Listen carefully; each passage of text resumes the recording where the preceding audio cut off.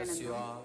Let you all open all your three eyes and manifest the powers of Mahasadashiva. Oh. We offer our humble pranams to the divine lotus feet of the Supreme Pontiff of Hinduism, Jagat Guru Mahasannidhanam, His Divine Holiness Bhagavan Nithyananda Paramashivam. We welcome all the viewers across the world for this Uttamotama Seva to Paramashiva. For those of you who are tuning in for the first time to Kailasha's Nithyananda TV, welcome to the official TV channel of Sri Kailasha, the only and greatest Hindu nation in the world. Nithyananda Paramashivam, His Divine Holiness, is the reviver of Kailasha, the ancient enlightened civilization, and the great cosmic borderless Hindu nation. His Divine Holiness is an avatar from and is the Supreme Pontiff of Hinduism. His Divine Holiness has made science of power manifestation, yoga, and temple based universities for humanity.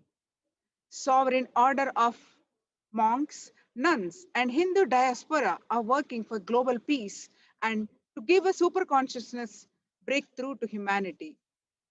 Nithyananda Hindu University is the world's largest university with extended campuses in 150 countries, is collecting, organizing, preserving, time capsuling, decoding, spreading, and reviving 20 million source books of Hinduism.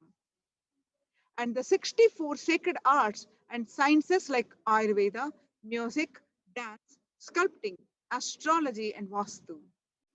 His Divine Holiness is the 293rd Guru Mahasannidhanam of Shyamala Pita Sarvajna Peetam, the ancient apex body of Hinduism, and the present emperor of Surya Vamshi Surangi Samrajya. His Divine Holiness has survived the worst persecution of many assassination attempts on person and character by anti-Hindu elements. To explore the videos, you can visit Kailasha's Nithyananda YouTube channel. For all of us, millions of Sri Kailashavasis all over the world, you and me, if we have had any spiritual breakthrough, any great spiritual experiences, and Kundalini awakening, if today we are able to make manifest Shaktis, it is because at the mere age of 12, His Divine Holiness did the Tyaga of sitting with utmost sincerity and ferociousness with himself and manifesting the ultimate spiritual breakthrough. Paramashiva has come down to planet Earth and manifested this grand Leela of his life for each and every one of us to be part. His Divine Holiness has taken this physical form and came down from Kailasha itself. Now that His Divine Holiness is here, we can celebrate His happening on planet and spread the message of Sri Kailasha. We invite all the viewers to share this link with all on Facebook, Twitter, Instagram, and all other social media platforms. There are innumerable reasons why His Divine Holiness Nithyananda Paramashivam happened on planet Earth. He happened to cause the next evolutionary breakthrough to life on Earth. He happened to cause the Satya Yuga once again. He happened for the entire humanity, and he happened exclusively for you at the same time. Ultimately, however, in words that cannot quite be summarized either by himself or his devotees, the true reason behind the happening of His Divine Holiness is nothing but pure compassion. That this realization will happen to you after reading and listening to the full life story of His Divine Holiness, all of his gifts to humanity and his sacrifices. You will journey through all the years that his feet graced the planet Earth. You will learn the greatest of his lessons, and your aspiration for life itself will mature. Your yourself will have the realization that brings tears to your eyes and ultimate surrender to your mind. Avatar of Paramashiva happened on planet Earth just to ensure to we realize we're also Paramashiva. All of his gifts to humanity. Today, during this Uttamotama Seva to Paramashiva, we will explore more on the autobiography of the Avatar. Why should we listen to His Divine Holiness Swamiji's experiences and the Avatar's autobiography? We do not know how many births we have struggled or prayed to have a master. We are not even aware of our own true yearning. A master happening in our life is not a joke. We ourselves do not know how many births we have struggled and prayed intensely to have a glimpse of a living master. First, we should understand for human beings such as you and I, our life stories are written after we die. But for the avatars, the script is written and the avatars comes down and then it is enacted. Listening to the experiences of His Divine Holiness is literally an initiation, the seed of possibility for that experience to happen in us and is bestowed and blessed on us. We must understand that the ultimate truth of His Divine Holiness life is that from the very beginning, He is the ultimate consciousness and has been expressing Paramashiva from the beginning. He is the ultimate consciousness and has been expressing Paramashiva from the beginning. Never once he came down from that space. Just for the sake of our transformation, His Divine Holiness shares the experiences in his life so that our whole biology can catch what he's saying and what he experienced and reflect that very experience in our space. When we listen to that experience, we have the opportunity to raise ourselves that minute, the higher consciousness. Having this in our inner space, let us understand from the very beginning about the life of the avatar.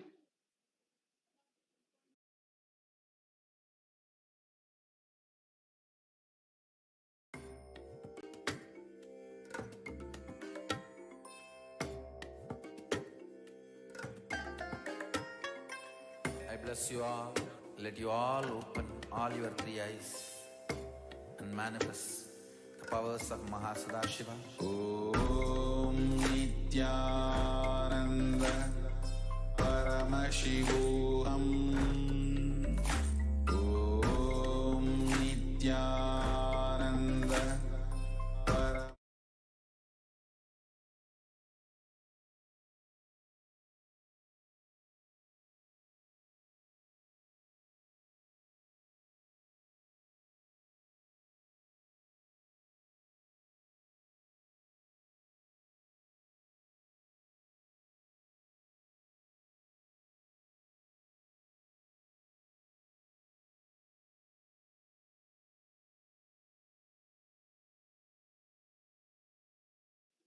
Sorry for the technical glitch. Okay. Today, for the Uttamotama Seva, we're offering the best of the best offerings to Nithyanandeshwari Parashakti, Nithyanandeshwara Paramashiva, and the Dashavatars. The Uttamotama Seva is a Vedic ritual straight from the source, from the Agamas. Uttamotama means the best of the best, and Seva is offering. It is the ritual of offering the best of the best to Paramashiva. Whatever we offer to Paramashiva comes back to us in thousandfold, many millionfold. And Paramashiva is the source of everything, be it grains, our knowledge, our skill, our people, of anything. everything. Offering the best of the best is a way we can offer our gratitude to Paramashiva. Paramashiva is the source of everything. Paramashiva, the we offering the best of the best is the way we can offer our gratitude to Paramashiva and being integrated to him and his words. Agamas is the only thing we can actually offer to him. Hence, as per the instructions of Paramashiva in the physical form, the Sachilamurti, the avatar, His Divine Holiness, Sri Nithyananda Paramashivam, we offer this seva to Nithyanandeshwara Paramashiva, the presiding deity of Nithyananda Sangha. Uttamotama Seva is an intricate ritual that is described by Paramashiva himself. So, many offerings are there that come down from the best of the best that is offered in Vedic tradition. From the instrument to the offering of food that we should be offered to Paramashiva, the various types of dance and the way it is danced. The Uttamotama Seva is described by Paramashiva as the best of the best. Why should we offer the best of the best? Paramashiva lives in Adi Kailash Sarvajna Pita as a Kalpa Vriksha, as the one who gives whatever we ask, the source of the best things, best offerings as Abhishekam, Vastram, Gandham, Abharanam, Archanam, Upam, Deepam, Naivedyam, Aratrikam, Deepopacharam, Pushpanjali, Chaturvedam, Gruhya Suktam, Agamam, Stotram, Dravida Vedam, Nrityam, Sangeetam, Vadyam, and Swasti Vachanam. The source of all these best things is Paramashiva. He has given these to us. Offering them back to his feet is what we are doing this seva, whereby we experience intense Shaktinipata and Advaita, the space of oneness with him. And as a result, will leave the state and radiate the space and manifest the Shaktis of Paramashiva. And also, since it is Agama Vidhi, Paramashiva's instructions, we offer them during this seva. The best of the food offered as Naivedyam, the best of movement a body can make offered as Nritya Seva, as dance, the best of sound offered as music, Sangeeta Seva, and the best of consciousness offered as power manifestation, Shakti Avishkarana. The best that humanity can offer to Paramashiva as gratitude is offered in Uttamottama Seva. Today, we offer Uttamottama Seva to Dashavatar. Now, let's understand who is Avatar and why Avatar. When positive consciousness declines, when collective negativity increases, Bhagavan Krishna says in Bhagavad Gita, O Bharata, at these times I myself happen in every age to protect the pious and to annihilate the wicked. And to re-establish righteousness, I myself appear, age after age. Sometimes, when the created world has to be sustained, Bhagwan Krishna says, I myself assume name and form and initiate Manava Tantra, Manava to great eras of time and provide the earth with appropriate divine personalities and sages who set examples to be followed and indicate the path of progress. I also end the unlimited increase of beings wherever it happens. For this sake, I take the form of Rudra, the destructive and regenerate aspect of God. I create the bad in order to highlight and promote the good. And in order to protect the good, I set certain limits, both in the good and the bad, for they would otherwise stray into wrong ways and in great harm. Bhagwan Krishna says in Bhagavad Gita, chapter 4, that Yada yada hi dharmasya glanir bhavati bharata abhyudhyanam adharmasya tadat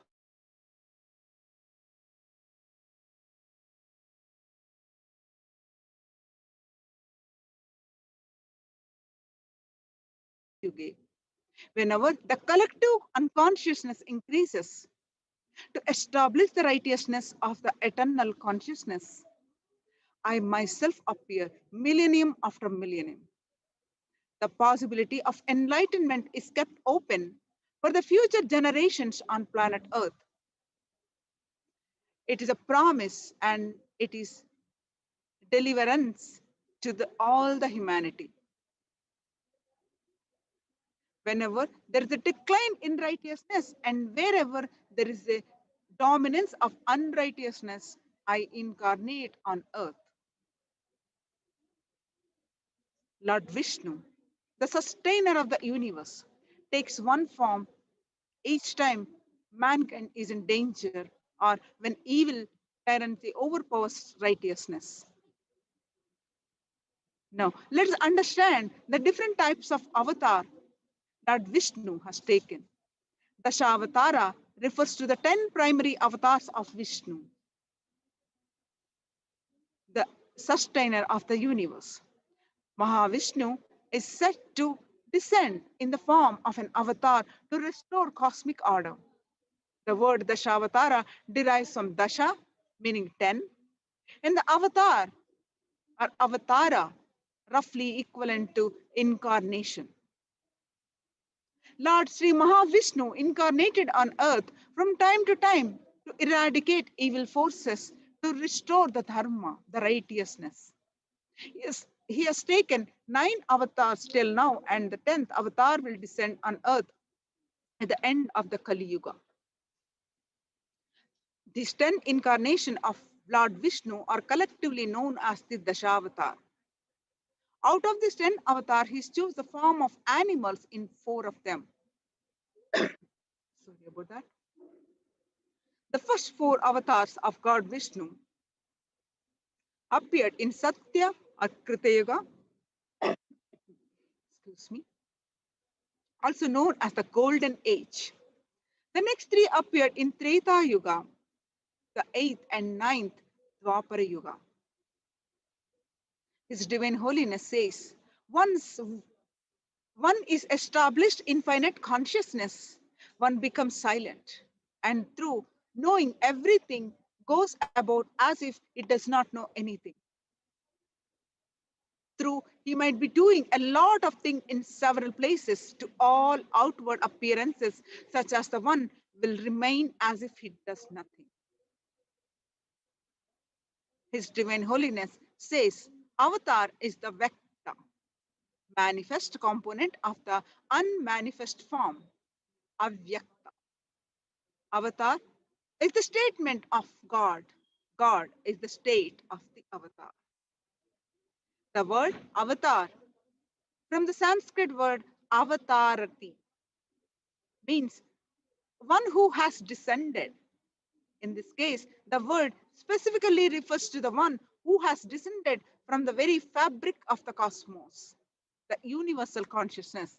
The descent of consciousness into the material embodied form with the apparent attributes of a human being is actual descent that happens.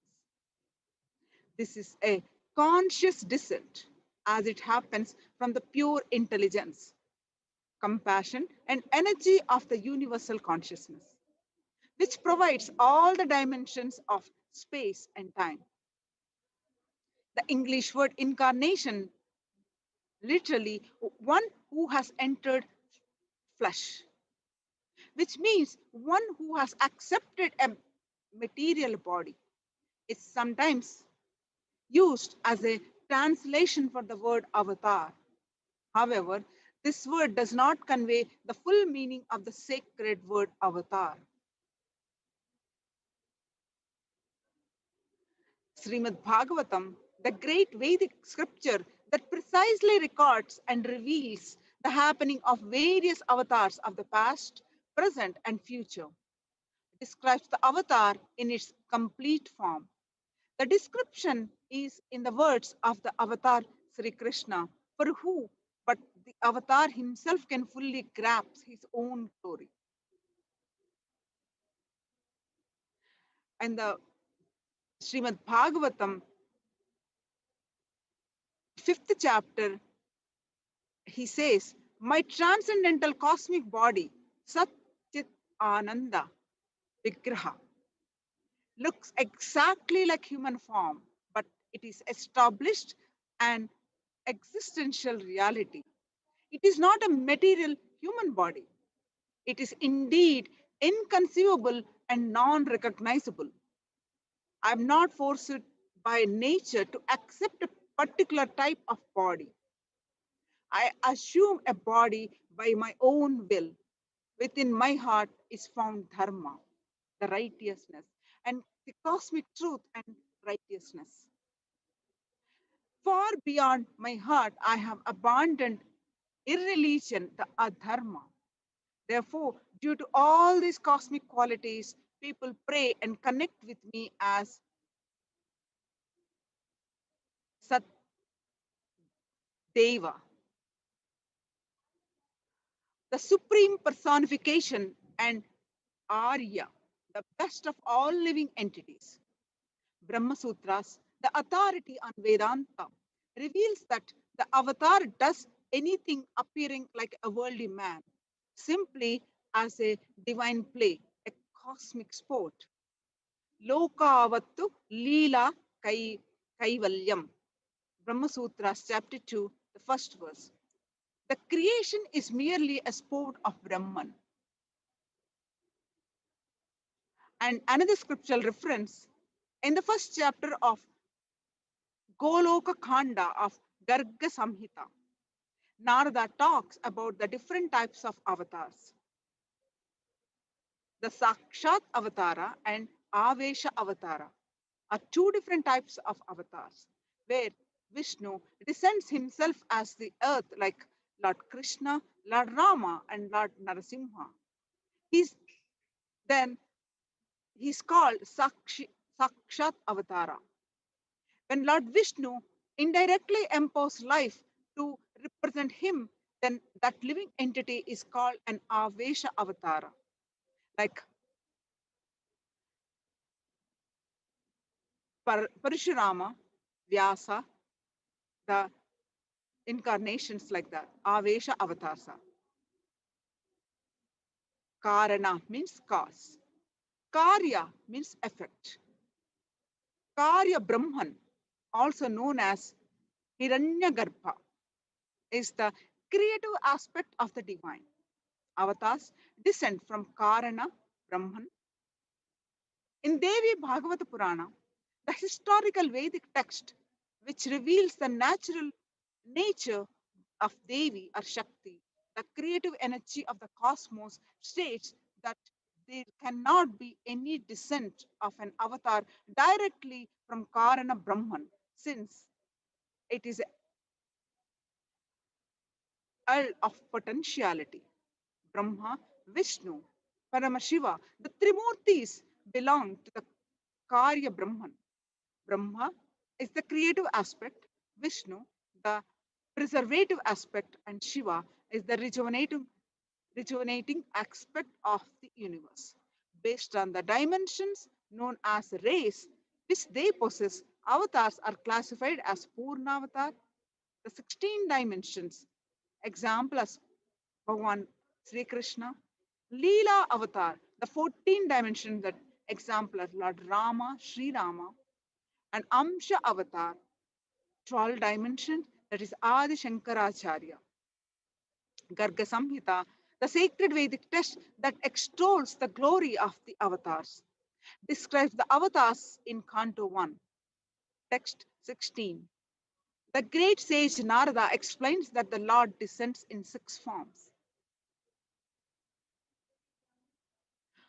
Amsa, and Tat, Tattva Kala Puranaha Pratyakshate.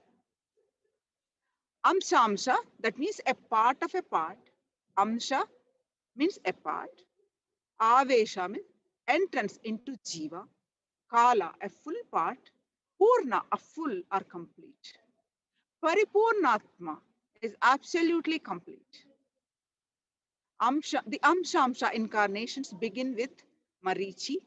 The Amsha incarnations begin with Brahma. The Avesha incarnations begin with Parashurama. And the Kala incarnations begin with Kapila and Kurma. The Smriti Sastra explains that the Purna incarnations are Narsimha, Rama, Lord Hari, the ruler of Svetadvipa, Vaikunta, Yajna, Naranarayana. The Paripurnatma, absolutely complete form of the Lord is Sri Krishna, who is the original supreme divinity himself. As the master of countless universes, he is splendidly manifest in his imperishable and blissful abode. The Amsha incarnations are said to oversee the execution of Lord's mission in the world. Amshamsha incarnations are understood to perform the work of executing those missions.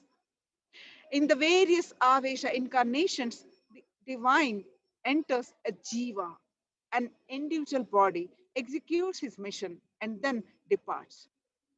His Kala incarnations teach and establishes the principles of religion and then disappear.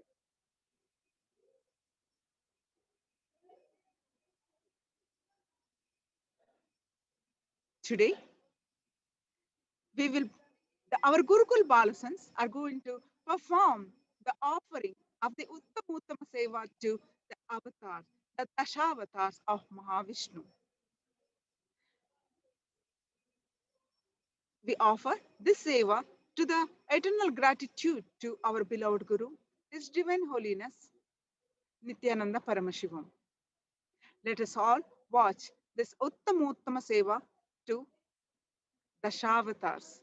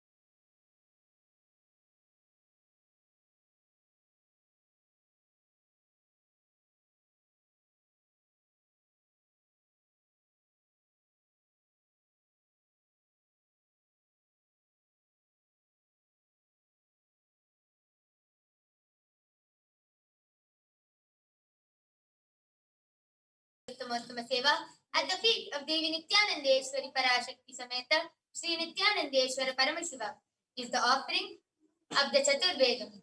Seva Devottama Devata Sarvabhauma Akhilanda Koti Brahmanda Nayaka Sri Nithyanandeshwari Parashakti Sameta Sri Nithyanandeshwara Paramashiva Chaturveda Priya Chaturvedam Avadharaya. Rigveda Harihi Om Agnimiile Purohitam Yajnasya Devam Rigvijam Hota Aram Ratnadhatavam Harihi Om Yajurveda Harihi Om Ishito Jetva Vayavasto Vayavasta Devo Vastavita Pratyayuto Shreshtatamaya Karmane Harihi Om Samaveda Agna Ayahi Bitaye Grahano Havyadhataye Nihota Sapsi Barihishi Harihi Om Acharvaveda Shanno Devi Rabhishtaya Apo Bhavantu Pitaye Shayyo Rabhishtavantu Naha Harihi Om. The next offering of the Uttamotama Seva at the feet of Devi Nithyanandeshwari Parashakti Sameta Sri Nithyanandeshwara Paramashiva is the offering of the Agama Shlokas. Seva Devottama Devata Sarvabhauma Akhilanda Koti Brahmanda Nayaka Sri Nithyanandeshwari Parashakti Sameta Sri Nithyanandeshwara Paramashiva Agama Shloka Priya Agama Shlokam Avadharaya. Agatam Shiva Vaktrebhyo Gatam Cha Giridhamukhe Matam Hivasudevasya Tasmadagama Uchyate. The next offering at the feet of Devi Nithyanandeshwari Parashakti Sameta Sri Nithyanandeshwara Paramashiva is the offering of the Stotra Seva. Deva Devottama Devata Sarvabhauma Akhilanda Koti Brahmanda Nayaka Sri Nithyanandeshwari Parashakti Sameta Sri Nithyanandeshwara Paramashiva Stotra Priya Stotram Avadharaya. Om Namo Bhagavate Sadashivaya Sakala Tattvatmakaya Sarva Mantra Swarupaya Sarva Yantradhishthitaya Sarva Tantra Swarupaya Sarva Tattva Vidhuraya Brahma Rudravatarine Neelakanthaya Parvati Manoharaya Soma Suryagnilochanaya Bhasmodhulita Vigrahaya Mahamani Mukutadharanaya Manikya Bhushanaya Srishtisthiti Pralaya Kala Raudravataraya Dakshadvaradvamchakaya Mahakala Vedaraya Mooladharaika Nilayaya Tatvatidaya Gangadharaya Sarvadevadidevaya Shadashrayaya Vedantasaraya Trivargasadhanaya Anantakoti Brahmandanayakaya Anantavasuki Dakshakakarkotaka Shankagulika Padma Mahapadnedhi Ashtamahanaga Kulabhushanaya Pranavasvarupaya Chidakashaya Akashaditsvarupaya Dahanakshatramarine Sakalaya Kalankarahitaya Sakalalokaika Kartre Sakalalokaika Bhatre Sakalalokaika Samhatre Sakalalokaika Gurave Sakalalokaika Sakshine Sakala Nigama Gushyaya Sakala Vedanta Paragaya Sakala Lokaika Varapradaya Sakala Lokaika Shankaraya Shashanka Shekaraya Shashvata Nijavasaya Nirabhasaya Niramayaya Nirmalaya Nirmadaya Nischintaya Nirahangaraya Nirankushaya Nishkalankaya Nirgunaya Nishkamaya Nirupaplavaya Nirupadravaya Niravadyaya Nirantaraya Nishkaranaya Nirantakaya Nishprapanchaya Nissangaya Nirdvandvaya Niradharaya Niragaya Nishkrodaya Nirlopaya Nishpapaya Nirbhayaya Nirvikalpaya Tejorupaya Tejomayaya जय जय रुद्र महारौद्र भद्रावतार महाभैरव कालभैरव कल्पान्तभैरव कपालमालाधर खट्वांग खड्ग चर्म पाशांकुश डमरू शूल चाप बाण गदा शक्ति भिंडिपाल तोमर मुसल मुद्गर पाश परिघ Bhushundi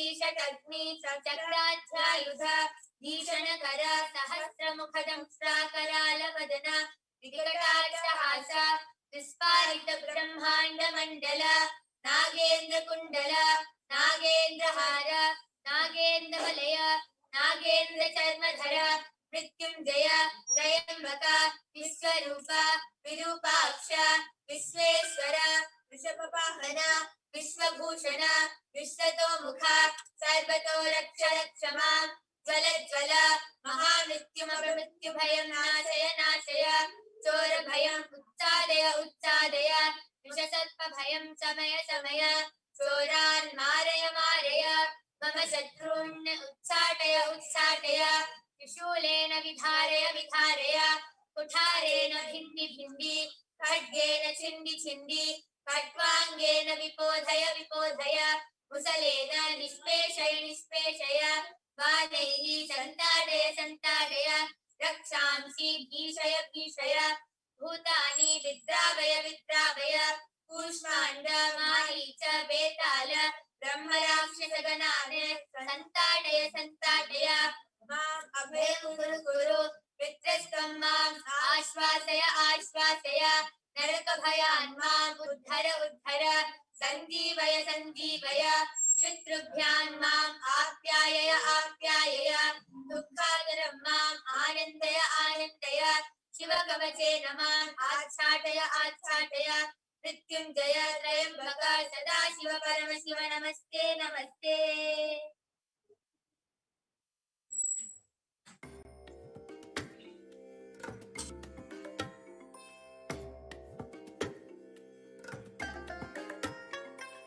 I bless you all.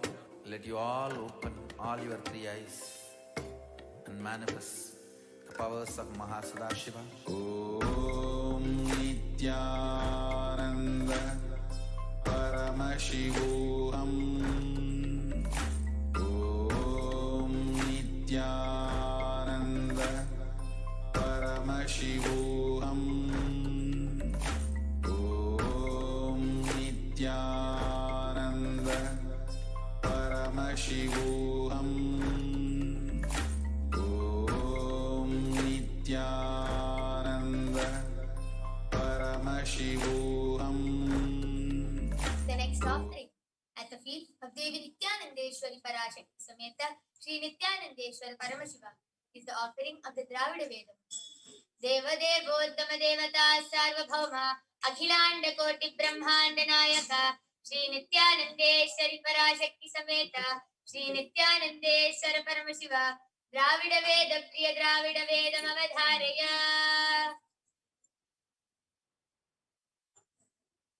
Shiva Tiruchitrambalam Mandiramaavad Neeru Vaanavar Melad Neeru Sundaramaavad Neeru Tudikapadavad Neeru Tandiramaavad Neeru Tamayathnullad Neeru Sinduvar Vayumal Pangan Tira Alavayan Tiruneeru Alavayan Tiruneeru Tira Alavayan Tiruneeru Vedathinulladu Neeru Ventuyar Deepadu Neeru Podam Taruvadu Neeru Unmai Tavirpadu Neeru Odattaguvadu Neeru Unmailulladu Neeru Seedapuyilvayil Soonda Tira Alavayan Tiruneeru Alavayan Tiruneeru Tira Alavayan Tiruneeru Tira Alavayan Tiruneeru Tira Alavayan Tiruneeru Shiva Tiruchitrambalam.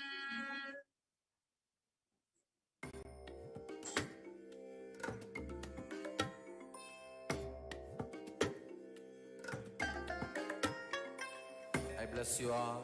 Let you all open all your three eyes and manifest the powers of Mahasadashiva. Om Nithyananda Paramashivoham. Om Nithyananda Paramashivoham. Om Nithyananda Paramashivoham. Om Nithyananda Paramashivoham. Om Nithyananda Paramashivoham. Om Nithyananda Paramashivoham. Om Nithyananda Paramashivoham. Om Nithyananda.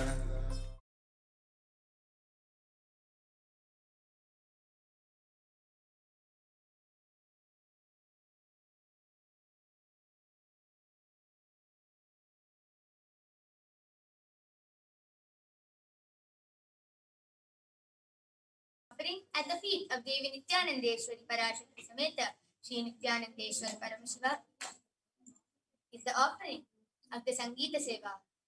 Devadevottama Devata Sarvabhauma Akhilanda Koti Brahmanda Nayaka Sri Nithyanandeshwari Parashakti Sameta Sri Nithyanandeshwara Paramashiva Sangeeta Priya Sangeetam Avadharaya Nithyanandam Paramasukhadam Kevalam Jnanamurtim Tadvatitam Gaganasabhisham Tattvamasyakhilaksham Ekam Nityam Vimalamachalam Sarvadhi Sakshibhutam Bhavatitam Trigunarahitam Sadgurum Namami.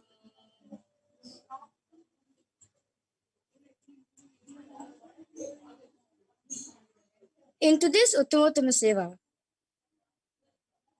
Sriman Narayana, a Kirtanam in Carnatic music, composed by Talapaka Annamacharya, a great Indian musician of the 15th century, set to Ragam Bauli, Talam, Adi Talam.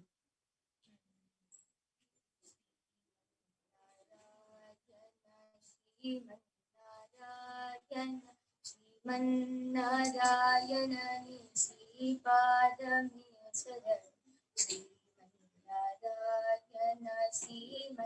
Narayana Narayana Nisipadame Sadan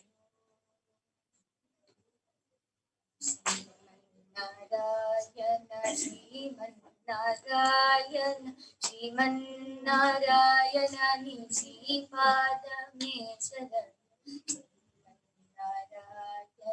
Nisipadame Sadan Narayana Nisipadame Sadan Kamala Sati Mukha Kamala Kamalahita Kamalabhya Kamalekshana Kamala Sanahita Garuda Gamana Shri Kamalanabhavni Pada Kamalami Sharanu Sriman Narayana Sripadame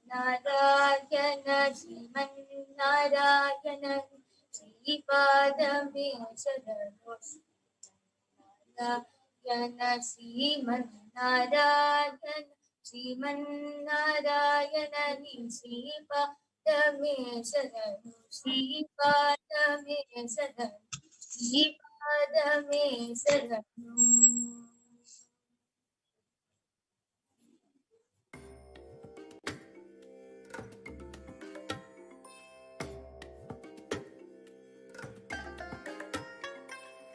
bless you all.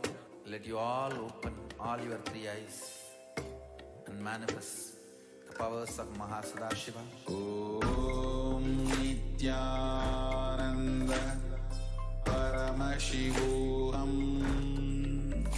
Om Nithyananda Paramashivoham. Om Nithyananda Paramashivoham. Om Nithyananda.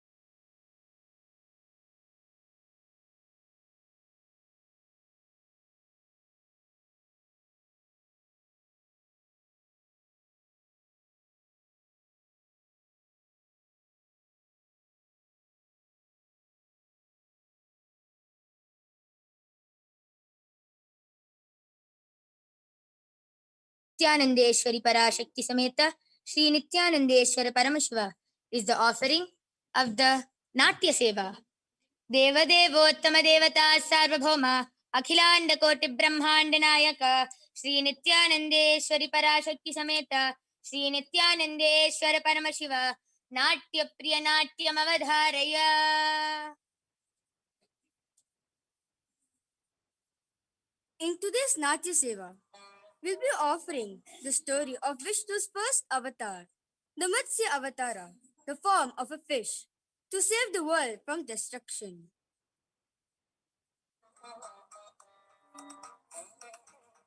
Once there was a demon called Hayagriva with the face of a horse who stole the Vedas from Brahma,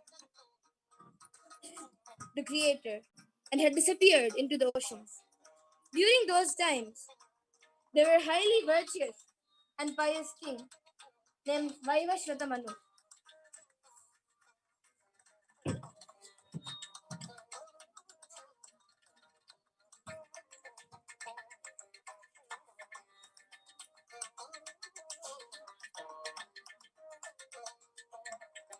One day the king went to Ritamala river to do his morning prayers.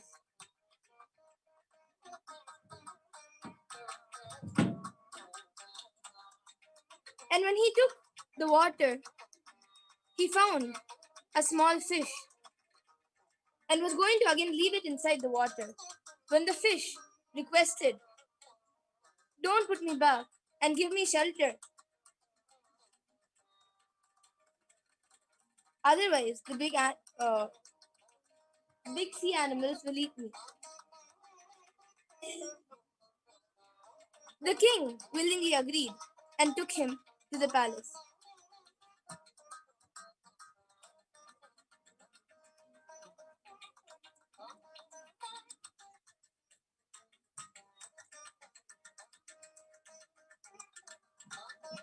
After leaving the fish into a small vessel, soon the fish outgrew the vessel. And so he took the fish out and put him into a pond.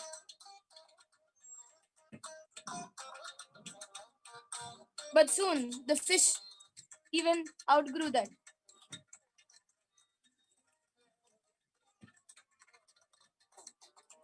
So he took it and put it into the vast ocean.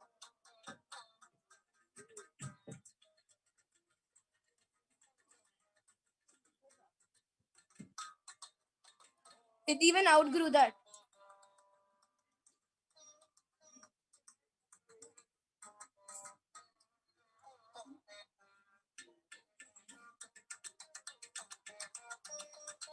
Seeing this, the king knew there was no ordinary fish and asked the fish, "You are no ordinary fish.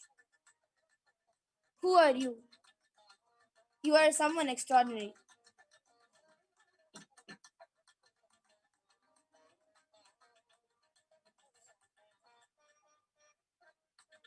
Seeing the fish take the form of Lord Vishnu, the king bowed down to him.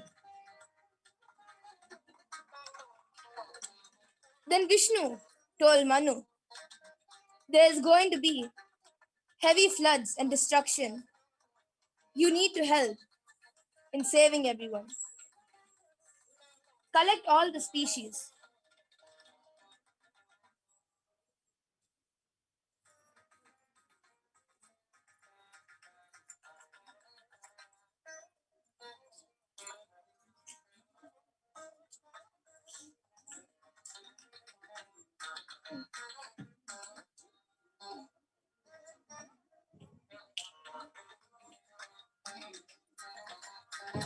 So Manu goes and collects the trees,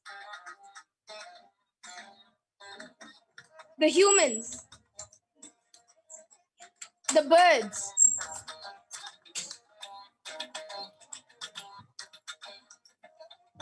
and the animals.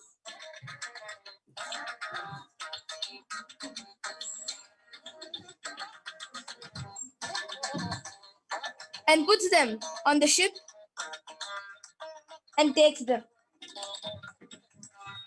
Matsya comes and Vasuki comes.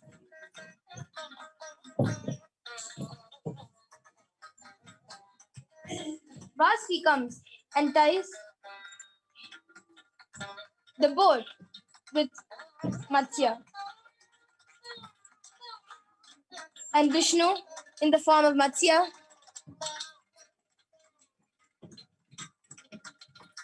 saves everyone.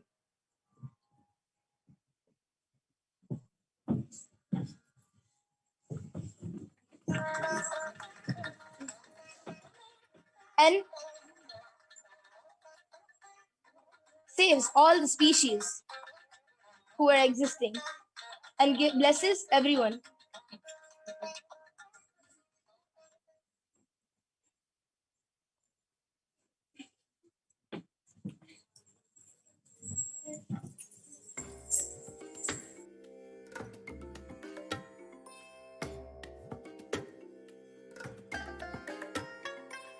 I bless you all. Let you all open all your three eyes and manifest the powers of Mahasadashiva. Om Nithyananda Paramashivoham. Om Nithyananda Paramashivoham.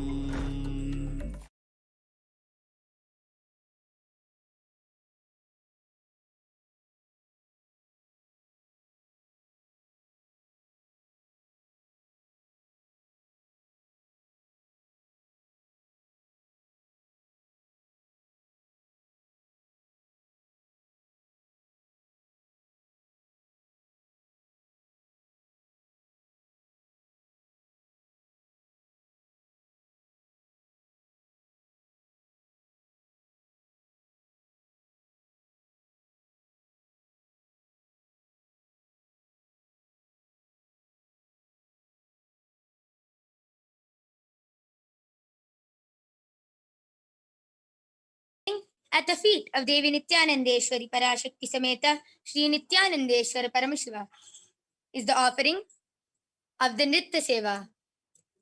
Devadevottama Devata Sarvabhauma Akhilanda Koti Brahmanda Nayaka Sri Nithyanandeshwari Parashakti Sameta Sri Nithyanandeshwara Paramashiva Nritya Priya Nrityam Avadharaya.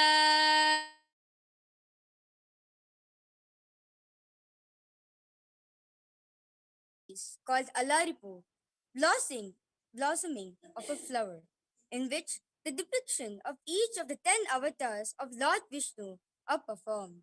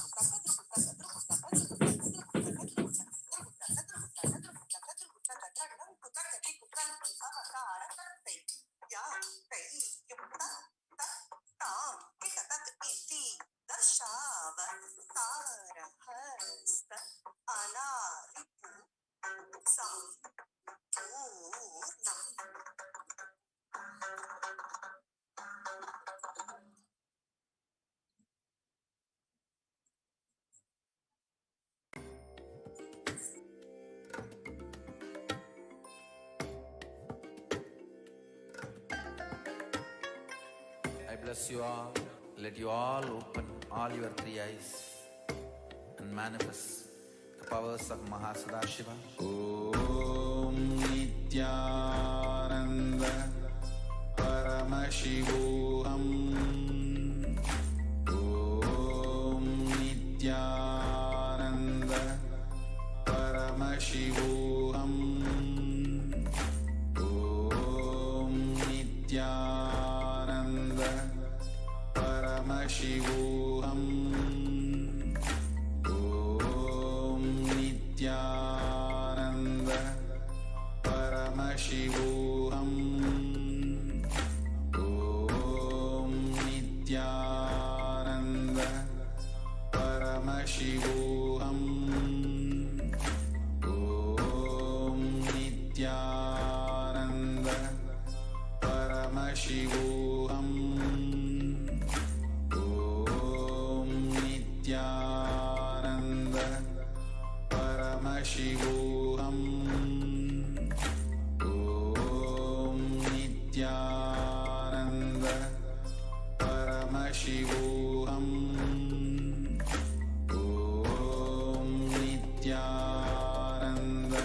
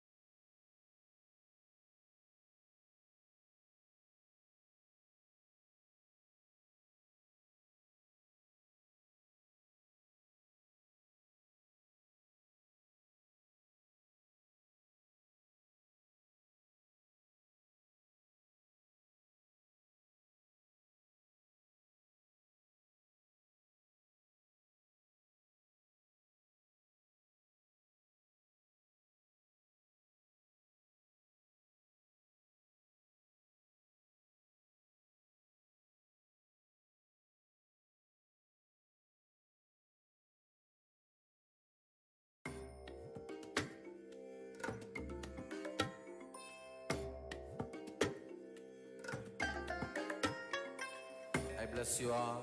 Let you all open all your three eyes and manifest the powers of Mahasadashiva. Om Nithyananda Paramashivoham. Om Nithyananda Paramashivoham. Om Nithyananda Paramashivoham. Om Nithyananda Paramashivoham. Om Nithyananda Paramashivoham. Om Nithyananda Paramashivoham. Om Nithyananda Paramashivoham. Om Nithyananda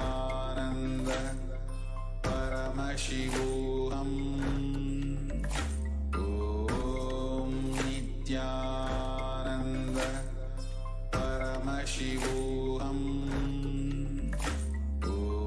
Om Nithyananda Paramashivoham. Om Nithyananda Paramashivoham. Om Nithyananda Paramashivoham. Om Nithyananda Paramashivoham. Om Nithyananda Paramashivoham. Om Nithyananda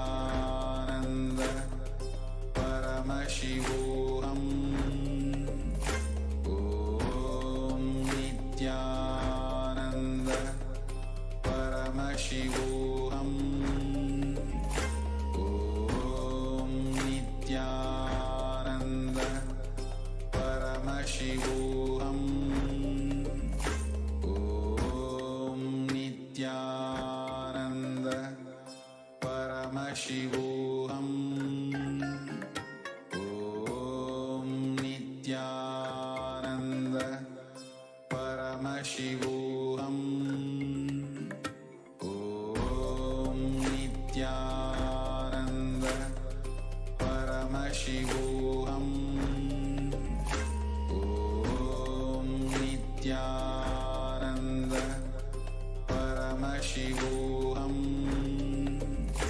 Om Nithyananda Paramashivoham. Om Nithyananda Paramashivoham. Om Nithyananda Paramashivoham. Om Nithyananda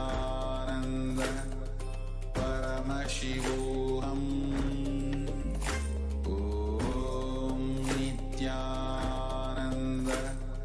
Paramashivoham. Om Nithyananda Paramashivoham. Is the offering of the Paramashiva Shakti Avishkarana. Devadevottama Devata Sarvabhauma Akhilanda Koti Brahmanda Nayaka Sri Nithyanandeshwari Parashakti Sameta Sri Nithyanandeshwara Paramashiva Paramashiva Shakti Avishkarana Priya Paramashiva Shakti Avishkarana Avadharaya Nityanandam Paramasukhadam Kevalam Jnanamurtim Dvandvatītam Gagana Sadrisham Tattvamyaksam Evam Nityam Vimalamachalam Sarvati Sābhutam Bhavatītam Trigunarahitam Sadgurtam Namāmi. Together, we welcome all the viewers with a love and respect. Today's segment, Shakti Avishkarana, today's Uttamotama Seva. My name is HDH Nithyananda and I will be your host today. Along with me, I have the most amazing romantic in the Nithyananda Gurukul. I have with me here the Yoga Pranam. Would you like to introduce yourself? Yes, Nithyanandam. My name is Manke Yoga Pranananda. I'm 13 years old and I've been studying Nithyananda from past 4 years. Great. So, let us enter into our segment today. Okay. A question to all the viewers before we begin. Have you ever dreamt of being a superhero movie character? Solely because of the amazing powers you have. Have you ever fantasized of being one of them? Or even gone to the level of seriously seeking these powers? Example, you see so many of them in like the movie like Avengers, read about them in comic books. As it is, we always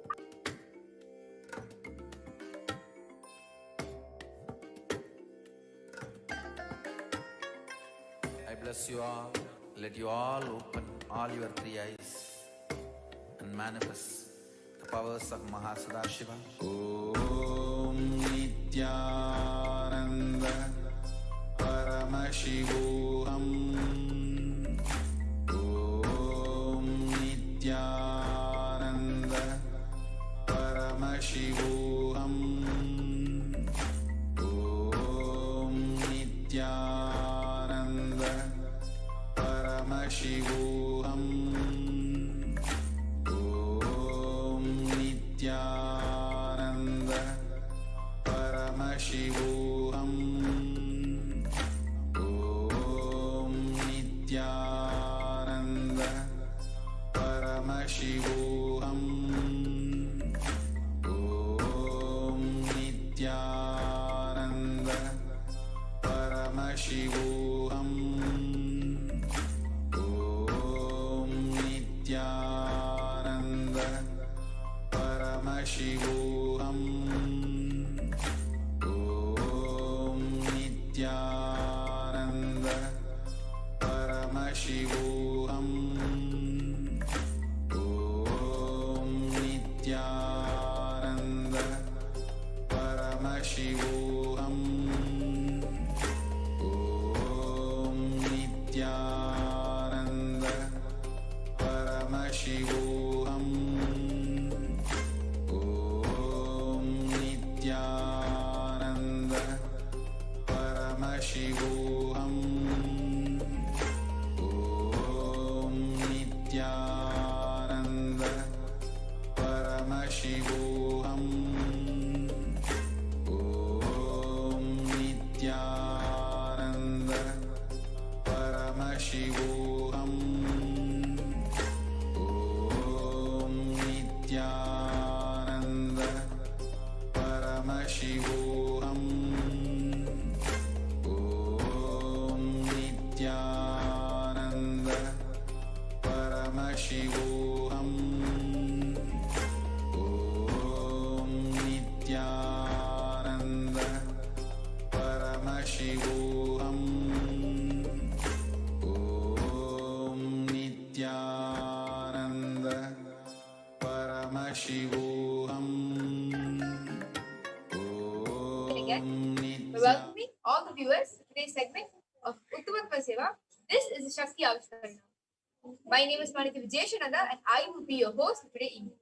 Along with me, I have here an extraordinary, the most magnificent power manifester, Manitya Yoga Prananda. Ma'am, would you like to introduce yourself? Yes. Nithyanandam. My name is Manitya Yoga Pranananda.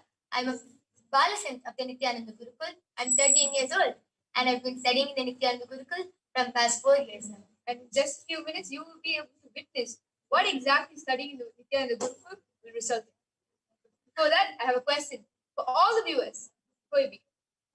Have you ever dreamt of being the characters in a comic book or a superhero movie, being able to showcase these extraordinary powers?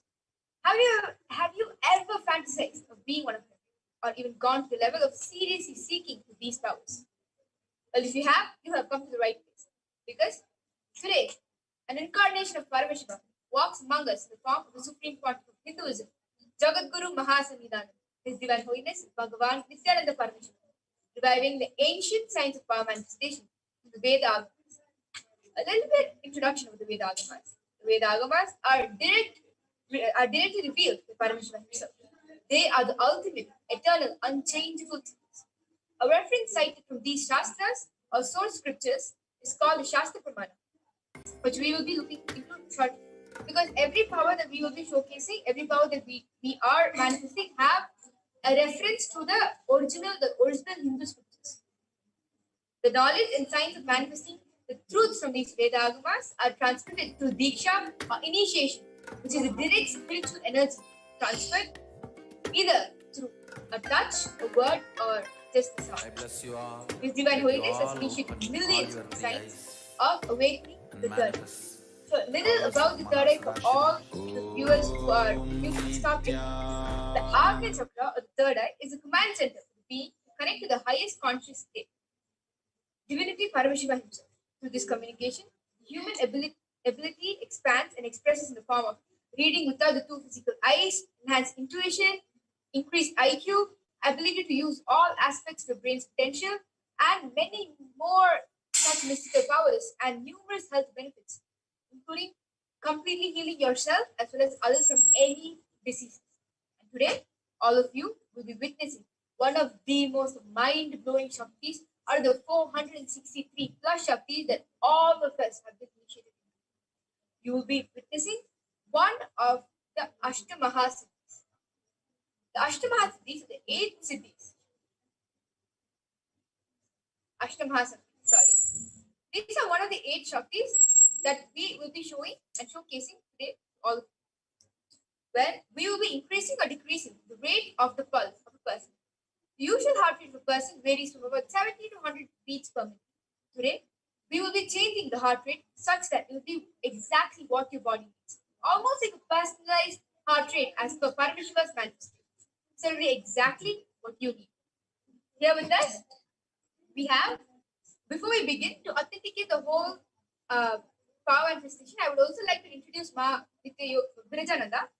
She is here as part of a tech team today to be zooming into this small pulse oximeter. Okay? Here with us, we have a pulse oximeter. So what exactly it does is that it measures your oxygen saturation level or the oxygen level in your blood. It can rapidly detect even the smallest changes in how efficiently oxygen is being carried to the extremist further from the heart, including the legs and the arms. The small beams of light pass through the blood in the finger, measuring the amount of oxygen. It does this by measuring changes of light absorption in oxygenated or deoxygenated blood. Understand, the small pulse oximeter will be put onto the finger of our volunteer here. And not only is it going to measure your oxygen saturation level, it is also going to measure your pulse rate, which is what we will be playing with today. So with this, I would like to introduce our volunteer. Nithyananda, would you like to introduce yourself? Nithyananda, I'm Pratibha Chandramohan. I'm today.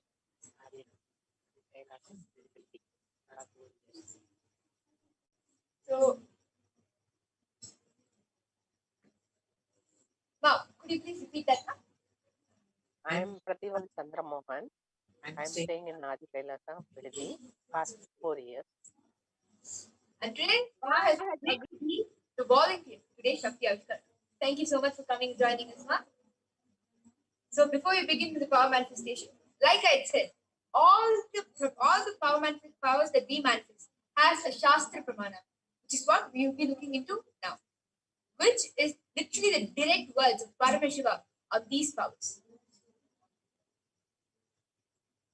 The Shastra Pramana for the power of changing pulse comes from the Vijnana Bhairava Tantra, Sutra 104, Dharana 81.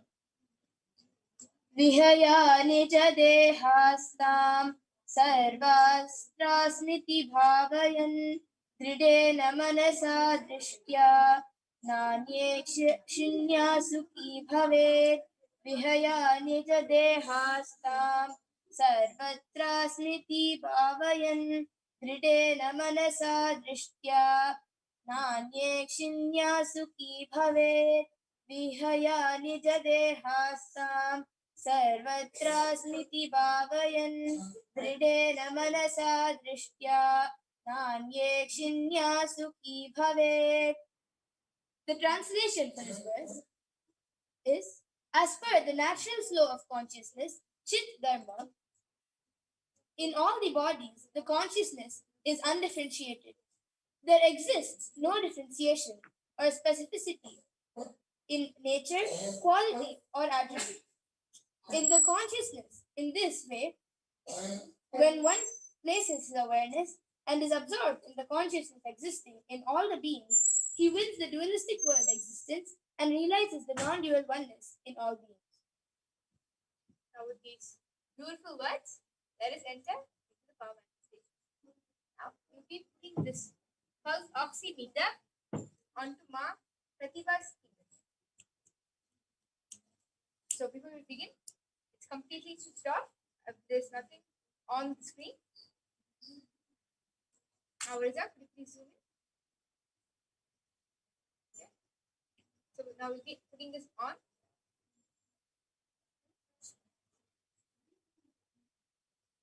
Now we'll be putting this on to Ma Pratibha's finger and then switching it on.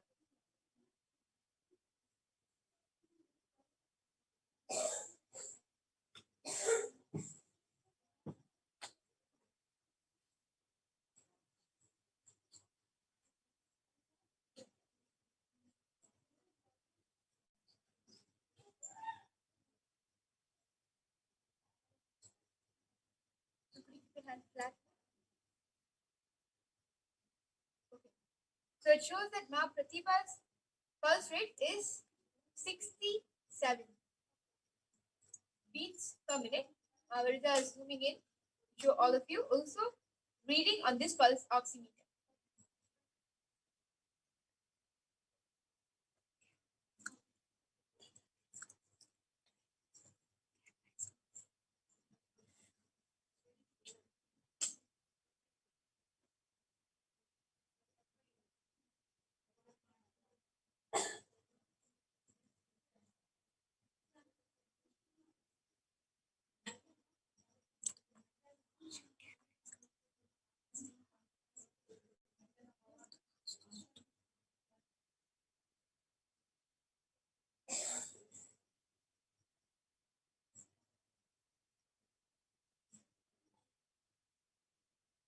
Okay,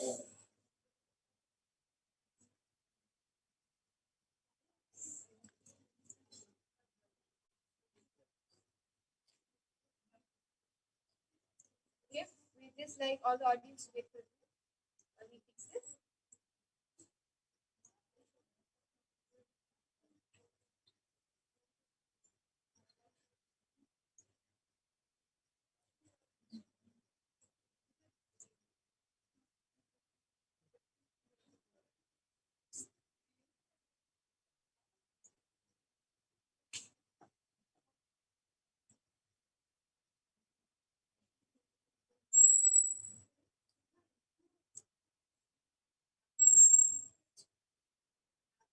Pratibha, could you put your hand flat? Okay, so now Pratibha's heart rate reads 70 beats per minute. Am I right?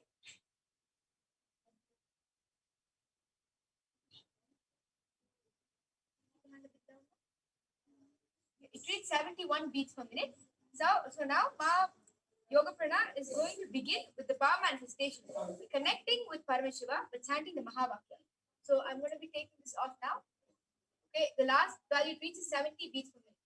So now we'll start the chanting the Mahavakya and we'll put the pulse oximeter again, check the manifested pulse.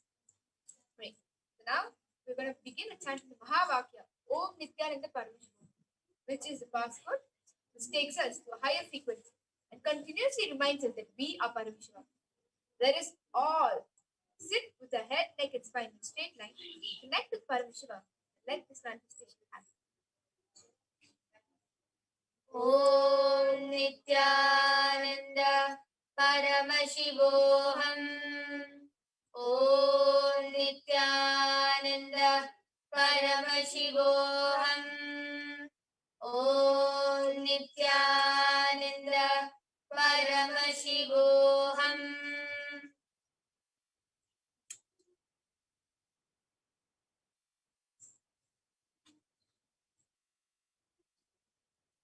Meanwhile, while the power manifestation is happening, we would like to authenticate your whole experience by reading out the Apta Pramana, which is the time-tested, verified science by our rishis and munis themselves. When the great devotee of Lord Rama, Lord Hanuman, embarked on his journey from India to Lanka in search of Lord Rama's wife Sita, he had to face many obstacles on his path. One of them was Surasa, a fierce water serpent who emerged from the water to eat Lord Hanuman. When she declares that Hanuman is the food provided to her by the gods and tries to eat him, Hanuman explains to her his mission to track Sita and requests her to let him go. He promises to return to enter her mouth. She tells him that he can pass only through her mouth, as per a boon given to her. Hanuman counters her by challenging her to open her mouth wide enough to eat him. He starts expanding his form and becoming larger. Surasa also expands her jaws so she can devour Hanuman. Finally, when Surasa's mouth expands to Hanuman's size, Hanuman suddenly assumes a tiny form in the size of a thumb and enters her mouth and leaves it before she can close it. Thus, Hanuman respects Surasa's vow as well as saves his own life. Impressed by Hanuman's ingenuity and courage, Surasa assumes her true form and blesses Hanuman.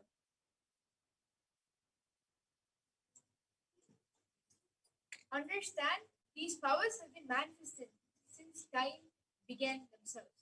All our ancestors used to manifest these amazing powers. All the gods and goddesses that are in Kailasa manifest these powers. And I know for a fact that Yoga Prana is done manifesting, because it only takes us a few minutes to do so. Let us now check the result of the manifestation. Okay, again, putting this oximeter, the pulse oximeter, onto Ma Pratibha's hands. Avarja, could you please zoom in?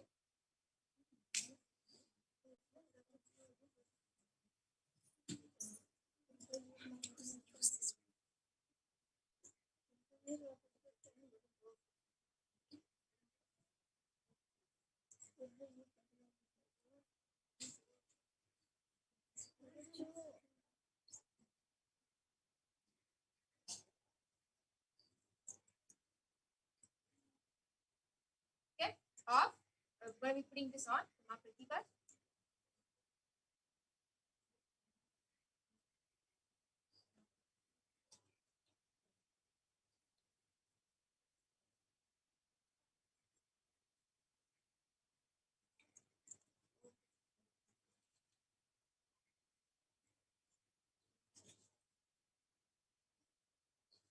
Okay, so the pulse rate reads 67.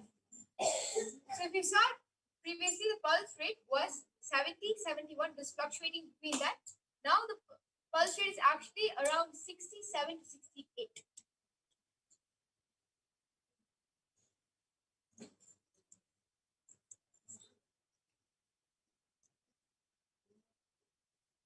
Could you please confirm? Yes. So 67.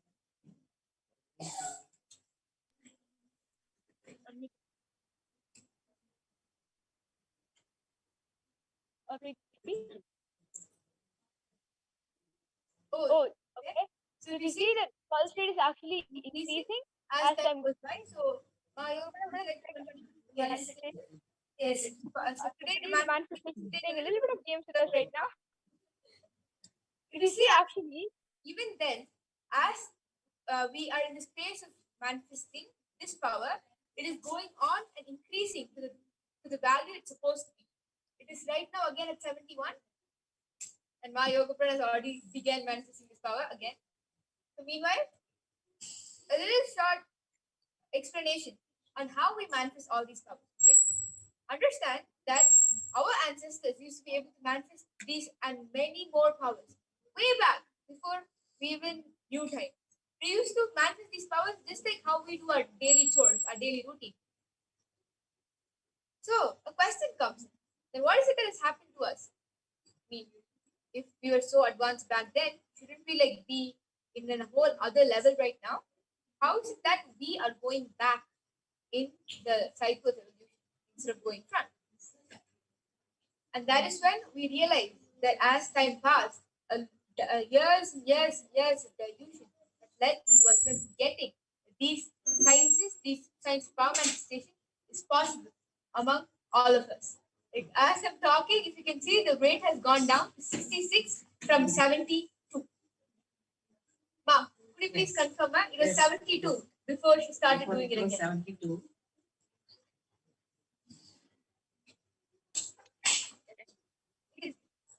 Before it was 72, now it has come to 66. And it's staying at 68. 568. So, Paramashiva was saying that your pulse rate is 68. According to your body, it's supposed to be 68. 66 and 57. Okay, fine. Okay, so you should understand that when these powers are manifested, right, it happens just with one connection with Paramashiva. All we have to do is connect with Paramashiva, and the manifestation just simply, beautifully happens. Right? So with this, we would like to offer this at the divine. We like to offer our gratitude and love at the divine lotus feet of the Supreme Pontiff of Hinduism, Jagadguru Mahasannidhana, His Divine Holiness, Bhagavan Nithyananda Paramashivam. Thank you. We invite and welcome all of you to join tomorrow's Uttamotama Seva, which happens at 6 p.m. IST every day. Thank you and Nithyananda.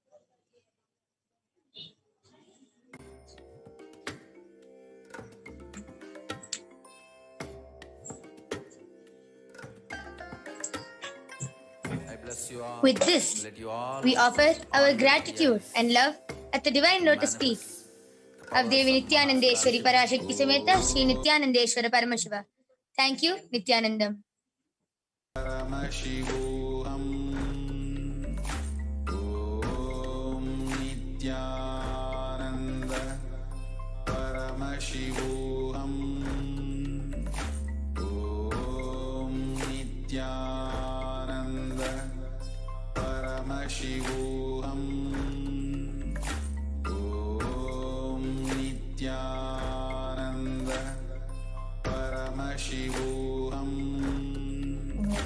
स्वानन्दं परमसुखदं केवलं ज्ञानमूर्तिं द्वन्द्वातीतं गगनसदृशं तत्त्वमस्यादिलक्ष्यम् एकं नित्यं विमलमचलं सर्वदी साक्षिभूतं भावातीतं त्रिगुणरहितं सद्गुरुं तं Namami.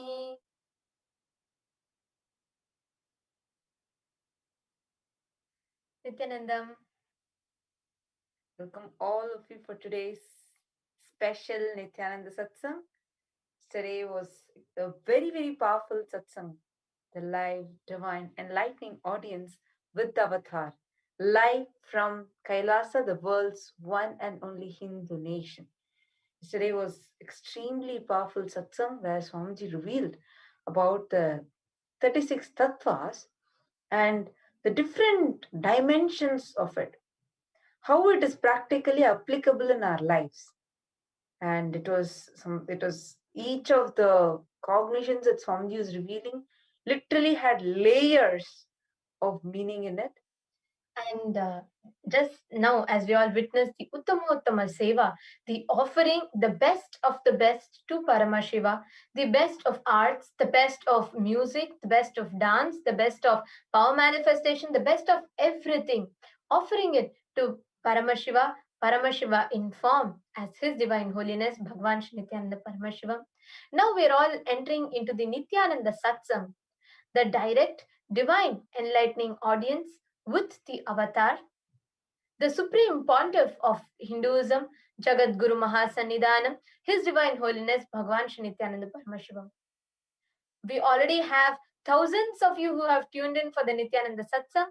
We have viewers from more than 150 places, and we have all our monastery campuses globally, all our Kailasas, which has the monastery campuses housing our sannyasis and adinavasis.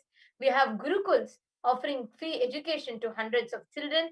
We have our annalayas, which serves free organic food to people, and our university campuses, our libraries, all of these places, and all our Kailashians and e-Kailashians have joined via two-way video conferencing.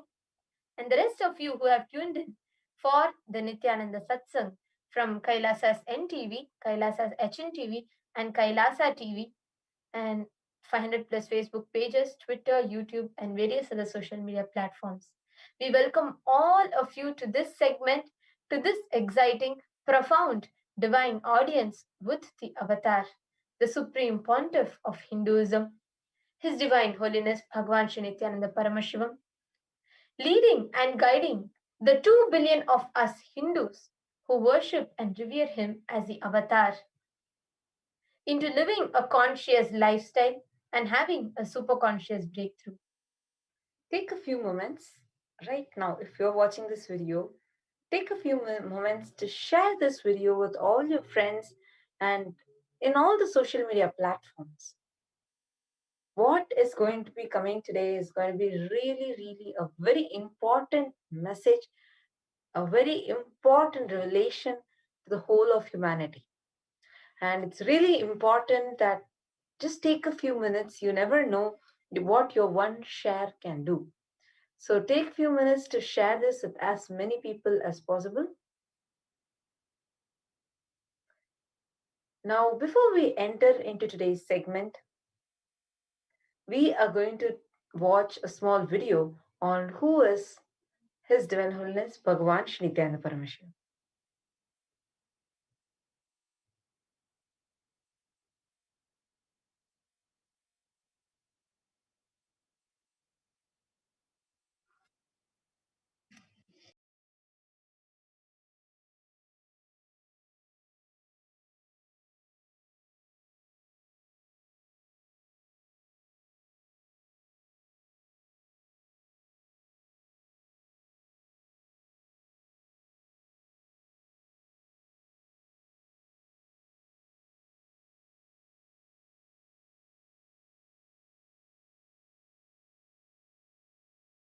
I am as old as sun, as new as sunrise.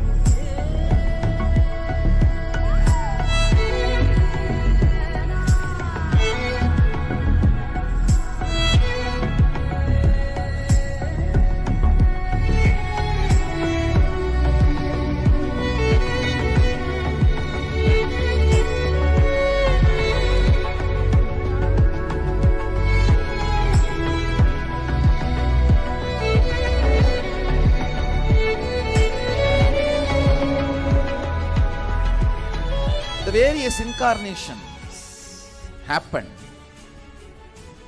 gave a breakthrough to consciousness and gave opening to the next level.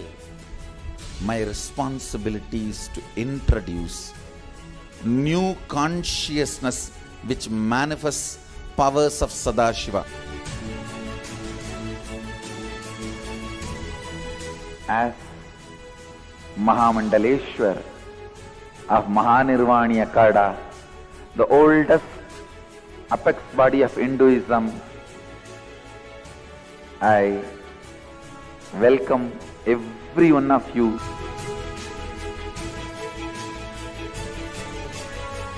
I have experienced Sadashiva in his completion, and he has empowered me to transmit that experience to all of you.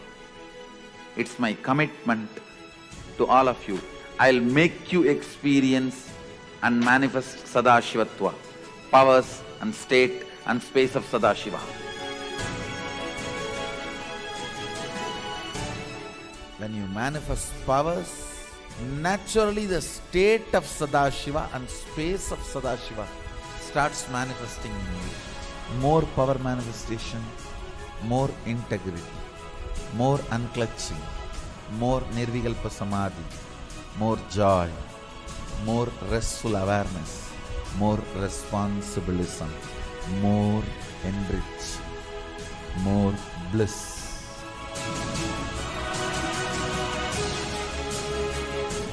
This tradition has a capacity to retain its authenticity and originality. My purpose is to make this statement to the world. Hinduism is real. Ideas move from mind to mind. Energy moves from space to space. Cognitions move from body to body. That is why even Sadashiva needs a body. He assumed the body because he needs body to transmit these cognitions to you. Whatever I am doing is reviving the original science as expressed in Sanatana Hindu Dharma, Vedas and Agamas of the Hindu tradition.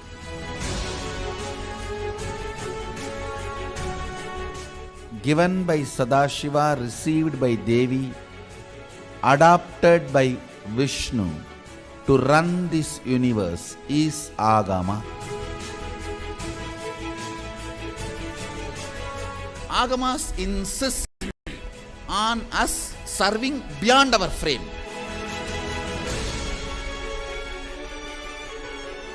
Whatever experience, anubhuti I had by my Guru's grace, Atma Pramana, I do acid wash with Shastra Pramana, Apta Pramana, the ancient masters' experiences. Whatever finally stand, I share it with the world as Sakshi Pramana. I welcome everyone for the grand feast of Sanatana Hindu Dharma. Let us go on contributing.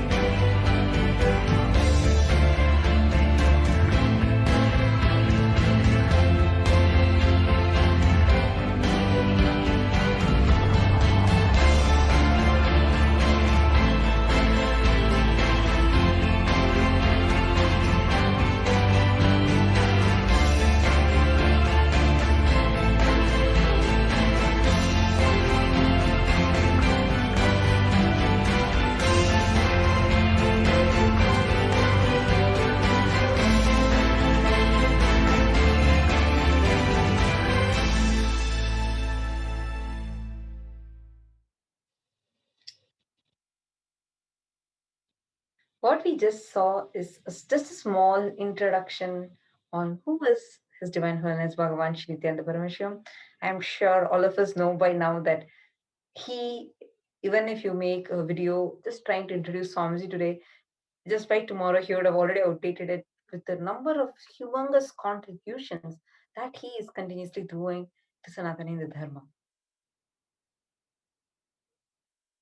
Swamiji is the avatar, supreme pontiff of Hinduism, the reviver of the great enlightened civilization, the cosmic borderless Hindu nation, Kailasa.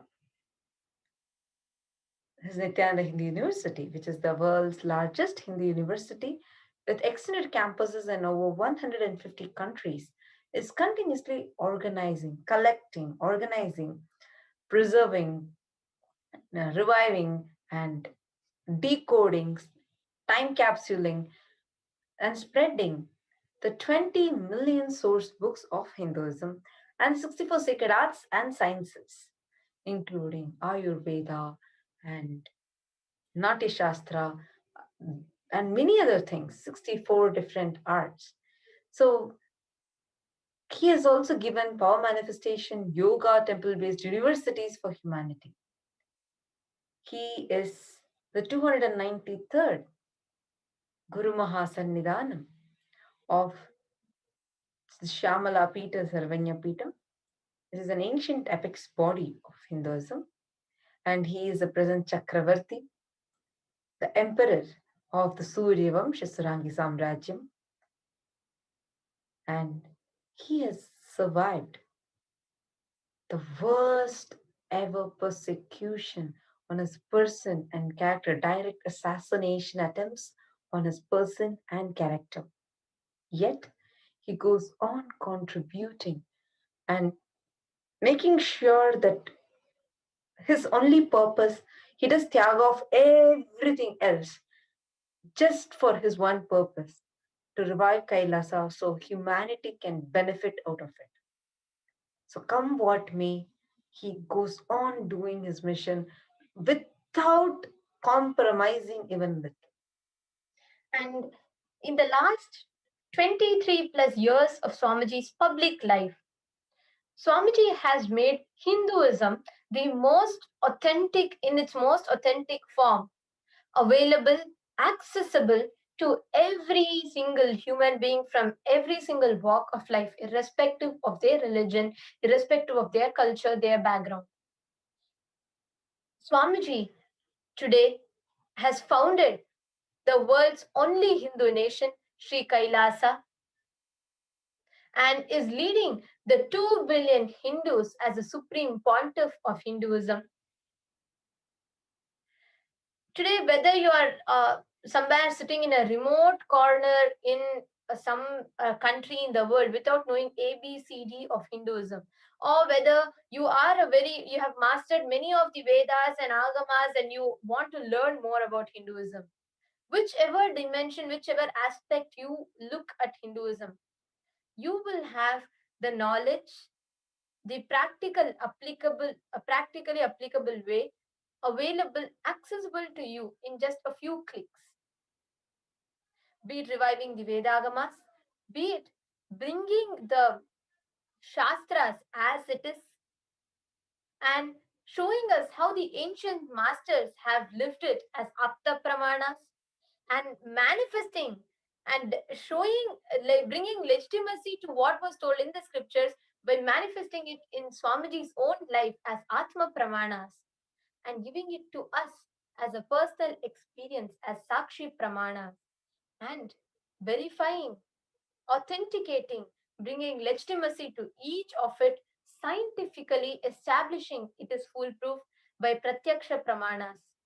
In all the levels, Swamiji has brought legitimacy to Hinduism, social, spiritual, cultural, scientific, political legitimacy to Sanatana Hindu Dharma, and still there's many more to go.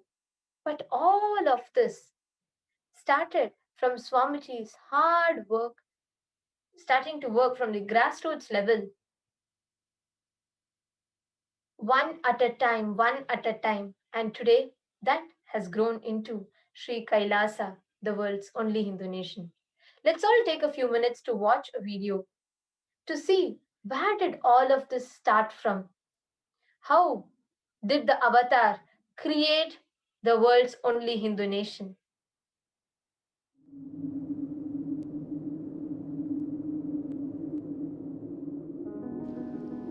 The first and foremost sacred secret I want you to know: integrity is falling in love with your higher personality. Understand? You do have Sadashivatva in you. You are hardwired for it.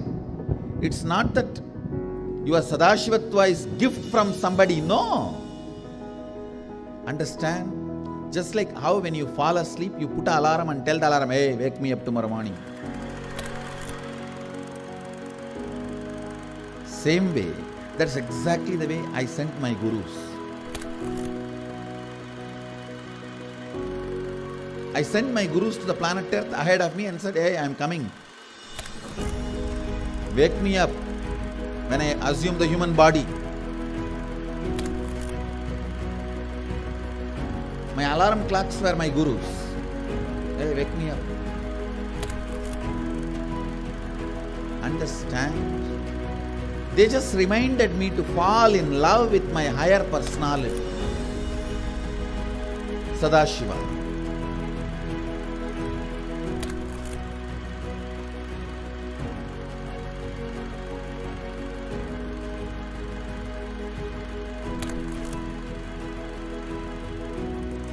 I started my public life in a very young age. Immediately after 12, after I realized my enlightenment, I took my first Padayatra as per my Guru's instruction. That Padayatra is my first enriching Padayatra.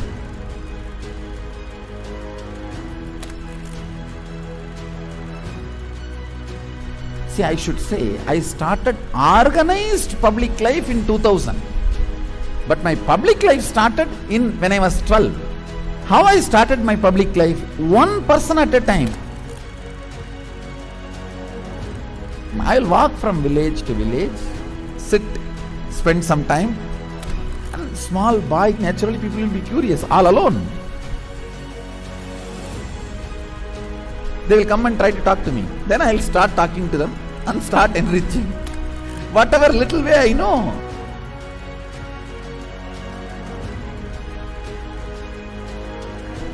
It was a raw, crude, ground level way. One person at a time.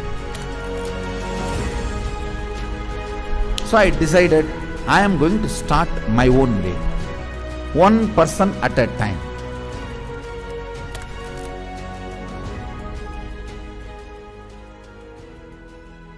என்னுடைய room பக்கத்துல room தான் அவர் இருந்தாப்புல. ஒரு சின்ன இரும்பு பெட்டி ஒன்று இருக்கும். அந்த இரும்பு பெட்டியில தினந்தோறும் காலையில் 5 மணிக்கு எழுந்து ஒரே நபர் எங்க ஹாஸ்டல்லே முதல் நபர் அவராக தான் இருப்பாரு. குளிச்சுட்டு வந்துட்டு தினந்தோறும் பூஜை செய்வாப்புல. பூஜை செய்து விட்டுட்டு யாரெல்லாம் அவர்கிட்ட போயிட்டு ஆசீர்வாதம் கேட்கிறாரோ அவர் திண்ணூறு வச்சு இன்றைய நாள் நன்றாக இருக்கும் அப்படின்னு சொல்லி எல்லாருக்கும் ஆசீர்வாதம் பண்ணுவாப்புல. ஏன் அவர் சிரிச்சுட்டே தான் இருக்கிறாரு. ஆனால் அந்த சிரிப்பினுடைய அர்த்தம் எனக்கு இப்போதான் கரெக்டாக புரியுது. ஏன்னா அது ஒரு தெய்வீக சிரிப்புன்னு சொல்லுவாங்க. அந்த தெய்வீக சிரிப்பை என்னால் இப்பவும் நல்லா உணர முடியும்.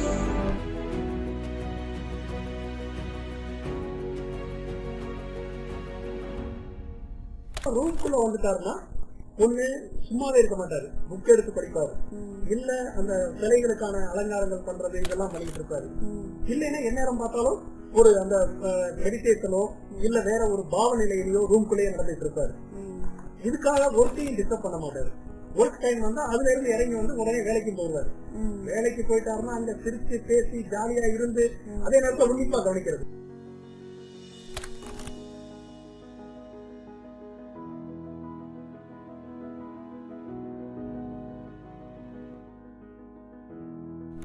Parivrajaka Yatra happens only when you move out of joy. I tell you, I was moving like a banyan leaf in the breeze. When a leaf falls from the tree, in the breeze how it moves. That's the way I moved in my life. That is why my Parivrajaka, even to remember, is a joy for me.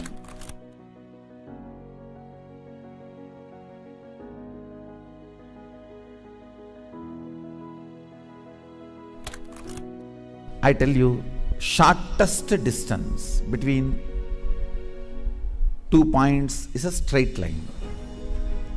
So, most smartest strategy is hard work with integrity. That's all.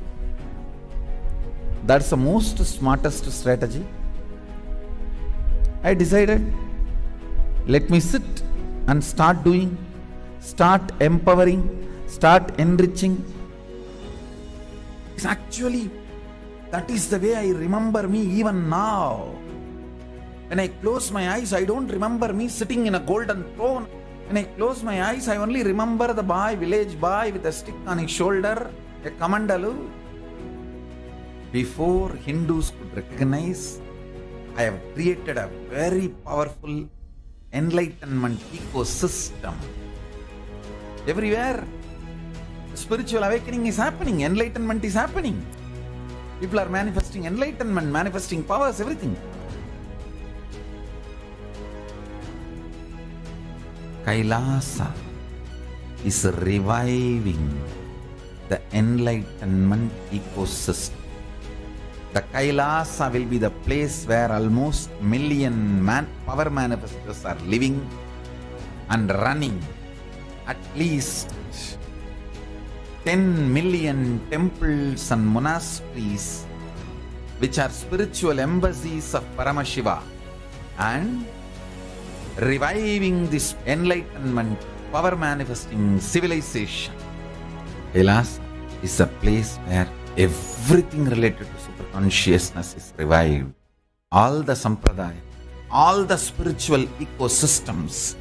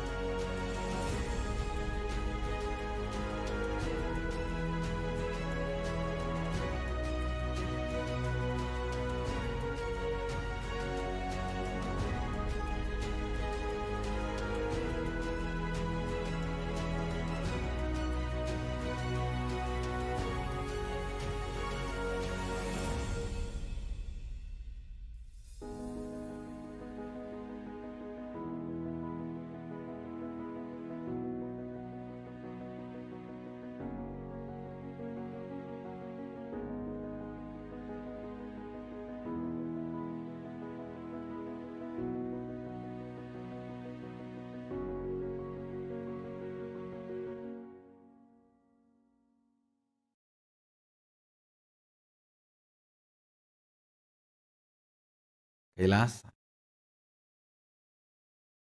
is a place where everything related to super consciousness is revived. All the sampradaya, all the spiritual ecosystems created for enlightenment will be revived. And established in such a way it never gets lost again. There forever serving the humanity.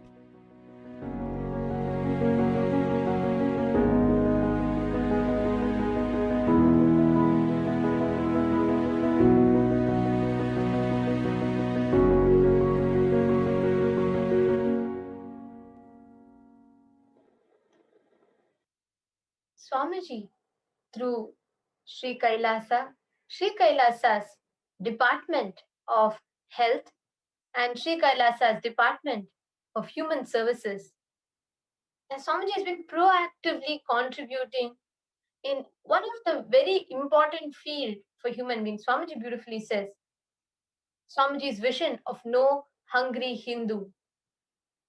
There should be no human being who is suffering because of hunger or not having the basic needs in life. Actually, Swamiji's vision, like the way he declares, It's not just No Hungry Hindu. No Hungry Hindu is just one project, one of the many projects, like where every Hindu houses, actually we had already started in so many villages. Every Hindu household, Swamiji used to supply free grains, free food, etc. And this was just one initiative, but the vision that Swamiji has and what Swamiji has been doing is where food, basic necessities like food, is being available to the whole of humanity. See, this might be sounding cliche for some of you who might be, like where you might have read like many charity organizations might be telling, oh, no one should feel hungry. But the depth of the declaration of Swamiji, just visualize and see, where in every corner of the world today, according to UN stats, we have easily 100 million people who don't have access to basic food. Basic. I'm not talking about poverty. I'm talking about access to food, even. Poverty means at least you have some access to food, but maybe the quality isn't that good. But I'm not talking just about poverty. I'm talking about basic access to food itself. And Swamiji's vision is that no such being exists where they don't have access to food. That is why Kailasa, food and education is completely free. And we have thousands of Kailasas across the globe. Everywhere you can just walk in, you get food absolutely free of cost. That's why we have, and that not any mediocre level food. No. Especially if you're a participant, if you have come and attended any programs of some of these, you would surely be knowing how every meal you have easily 21 different varieties of food, and sometimes even it extends to 54. Like we have had, be it Sadashivoham, Mahasadashivoham, you have varieties to choose from and eat. Actually, one is reviving the authentic food as per Bhaga Shastras. So these Bhaga Shastras are the scriptures given directly by Paramashiva as to what a person needs to eat for what they want to become in life. So, but one other important aspect is providing free food to people, the organic food to people, where there are so many places where every day our Kailasas offer food to at least 10,000 people. 10,000 is like the bare minimum number in one Kailasa. So each of these aspects, each of the way the food is being served, if you see, we have the Department of Health, the department, Sri Kailasa's Department of Human Services, through which continuously in thousands of Kailasas around the globe, Swamiji is reaching out, providing the right food to human beings for free. Actually, we have over a billion free meals. Brings me to the thing, like the upcoming votes of Kailasa, the the first ever votes where Hindus are going to be deciding for Hinduism. So the topic itself is so related to this, where we are going to be deciding, should non-vegetarian diet be a part of our diet or not? Actually, that is a very big or a very important topic that many of us debate a lot about. And I'm sure many of you have been listening to the last few days of the hostings that we have been sharing, the segment, and many of you would have had lots of opinions and clicks. But today, let's all see about veg versus non-veg. What exactly is the impact of non-veg? See, this whole Kailasas, the first ever historical voting that is going to happen from Sri Kailasa, is on the topic of whether we want only vegetarian as a diet or we want to have non-vegetarian. If we want to have non-vegetarian, do we want to have it ritualistically or regularly? So these are the choices. And this is completely unbiased, whether you have to choose vegetarian or you have to only choose non-vegetarian. There's nothing. It's completely unbiased. But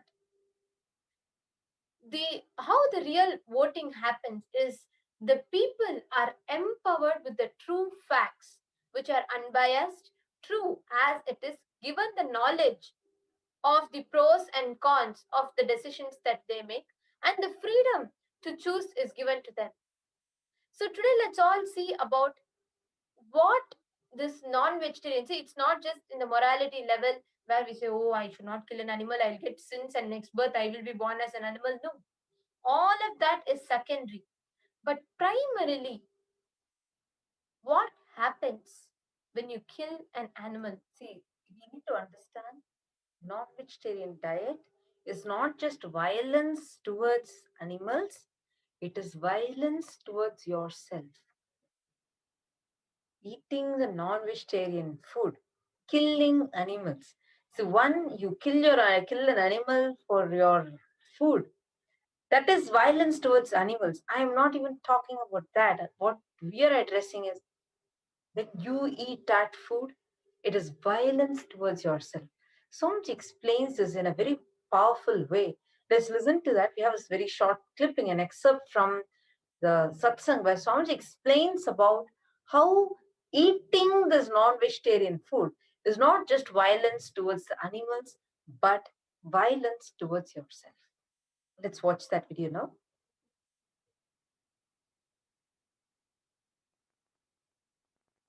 Extreme absolute life positivity is non-violence. Ahimsa means absolute extreme life positivity.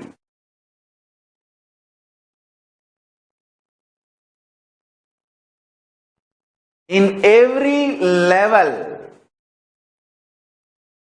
For example, meat eating, not only violence done to animal from whom that meat was taken, it was a violence done to your stomach, intestine, because your system is not designed for making meat as a regular food. Understand? The early human beings, their system was able to digest the meat because of their lifestyle. Once the civilized, the so-called modern days, that civilized lifestyle started, when human beings were not living in the forest and hunting for food, when they started settling down, the whole body, mind, brain, everything started developing. That system, that new system you evolved for yourself, is not designed for non-vegetarian food, meat as a regular food. Understand? So meat is a violence even on your system, not just the animal from whom you get the meat. In every level, meat is violence. And understanding this and bringing non-violence in every level, with every context. Understand? The early human beings were eating the meat cannot be the reason for your evolved system also forced to eat meat.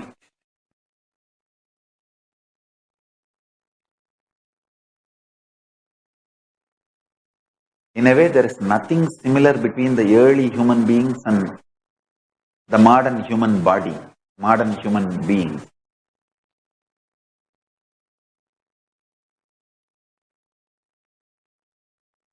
Meat and the cancer.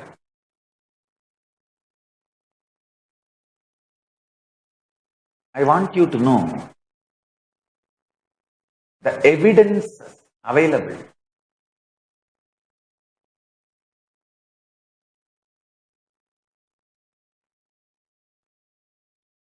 But still, meat is promoted because it can make trillions for few people or few group of people.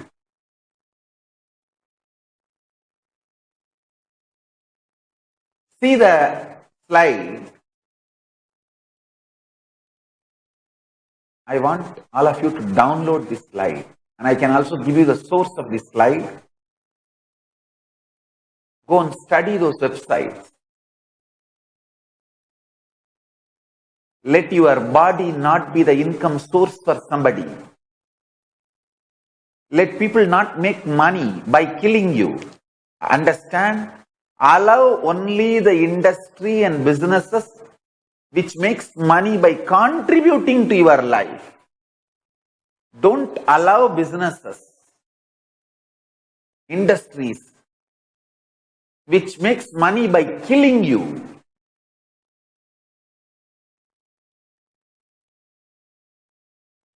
I want you to know the plant-based diets and health. The source of this is Foodie Loves Fitness. You can go to this website and see the sources and evidence material they are presenting for every details they are giving. I also want to acknowledge those websites for the humongous work they have done to bring non-violence and joy to the life of the people. Vegetarian diet lowers your risk of heart disease by 20%. Vegetarians tend to live an average of 8 years longer than non-vegetarians. How many of you want to live 8 years more and enjoy life with me? And enjoy my Leela, having darshans and blissful Bhava Samadhi darshans. How many of you want 8 years extra? Come on, come to vegetarian life.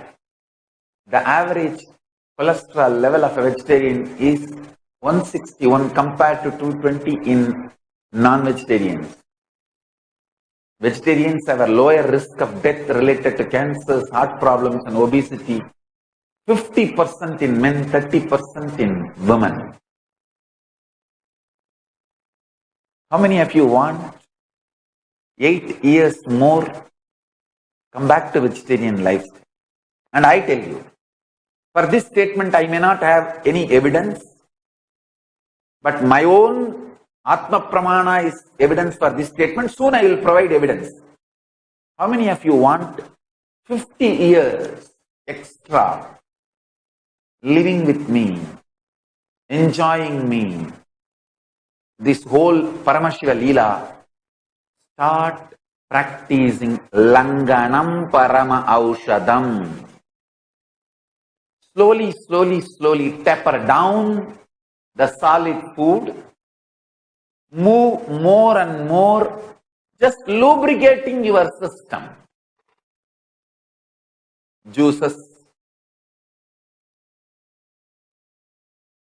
herbal juices,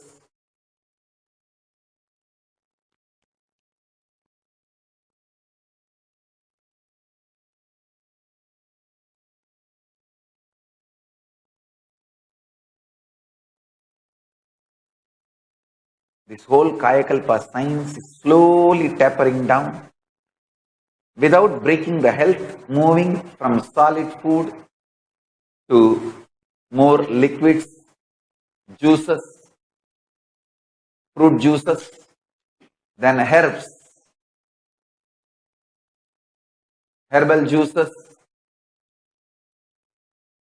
You can live happily, healthily, long life. just by herbal juices and aushadas.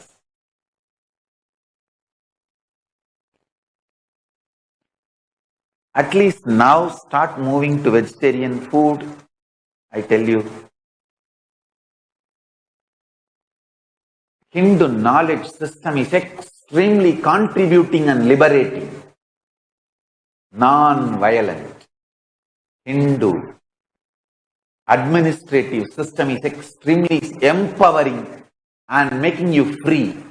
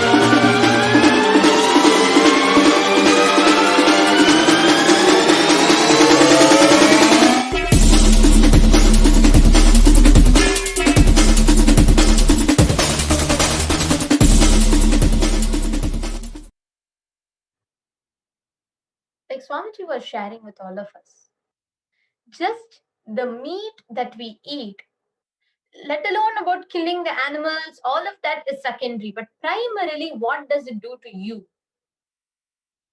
It directly contributes to causing cancer in your system. Like Swamiji explained, it's a very important factor that Not just the cancer, even like how in every level it's being a violence against ourselves. Yes, and also one very important fact, it kind of answered my question also. So if Swamiji told that in the past, when we were tribals living in the forest, when the civilization was yet to grow, yes, people were hunting and eating meat. But that time, their system, because of living in the forest and a wild lifestyle like that, their system adapted to have a strong guts, strong digestive system.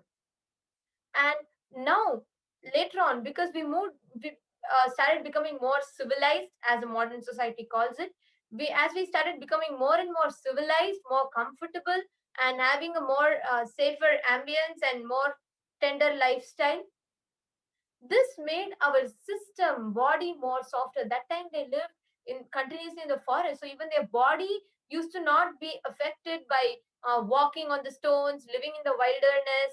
That used to not affect. But now, if we go out for some time continuously without slippers here and there, we'll get cracks in the feet. So our body has become so much more sensitive to the environment because of the ambience that we're all living in. So if our external body itself has become so sensitive, our internal organs, our gut is not strong enough to handle the meat. So Swamiji, this is a very important factor that Swamiji got out in light to all of us, because many of us say, oh, that it doesn't mean that past and all people used to have so much of hunting, people used to eat so much of meat. What is wrong? It is not that they didn't eat in the past.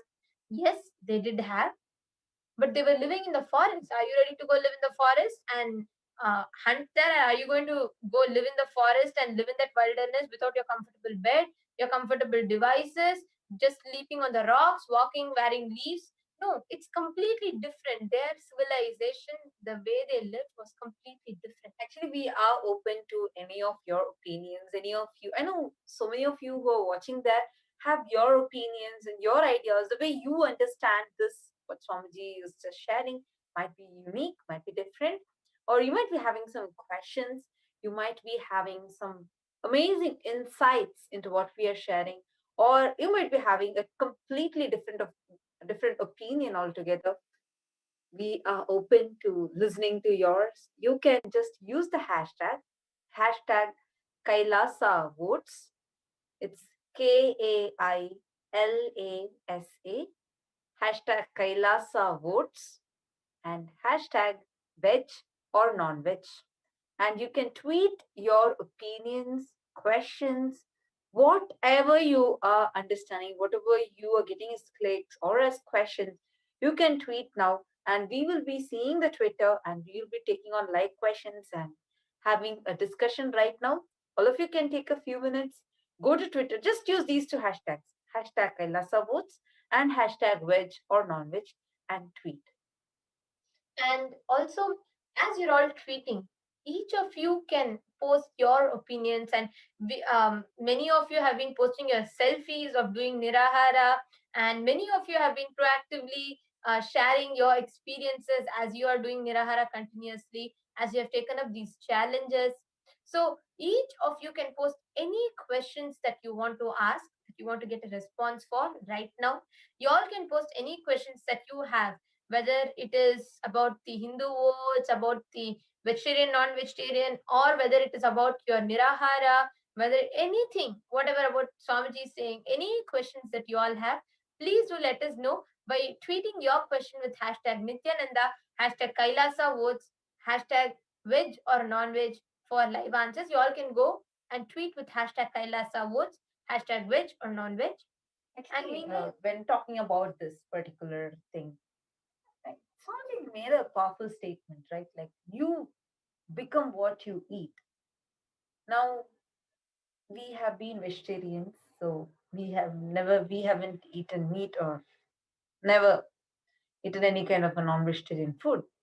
But our diet is completely different from like what was outside to what is here, what how we are eating when we are in the Nithyananda Gurukul, when we are growing up as a sannyasi.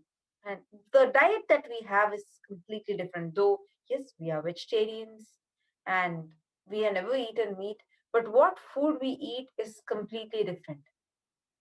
So now talking about Swamiji made a very powerful statement telling, yeah, if you are switching from being a meat eater to a vegetarian diet, you get to enjoy 8 more years extra in the life, and you get to enjoy 8 more years of the leelas of Swamiji.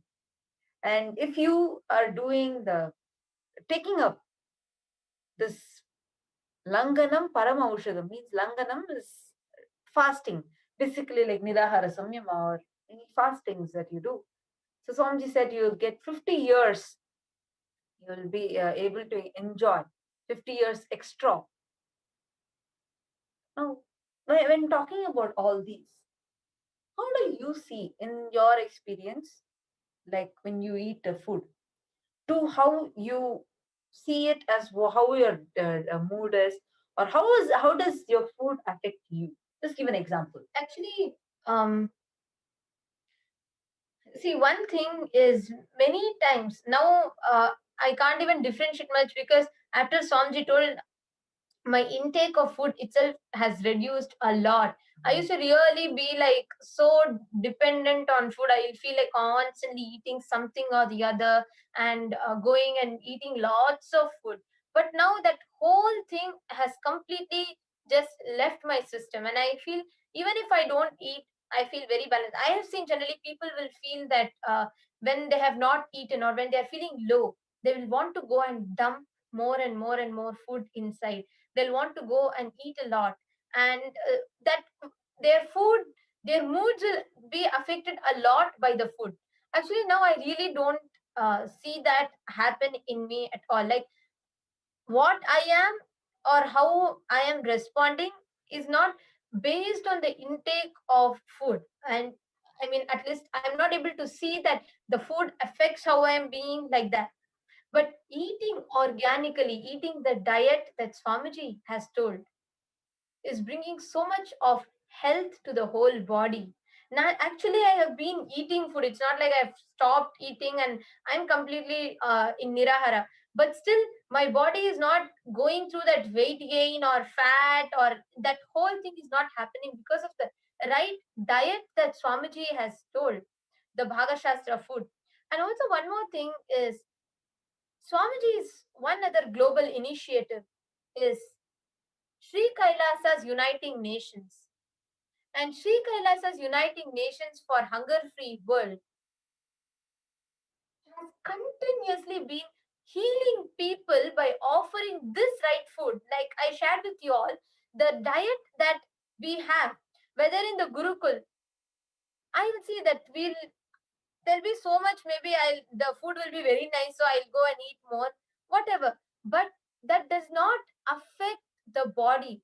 And slowly, that food does not make you addicted to eat more and more. It will make you lose your dependency on the food. That is one thing that I realized.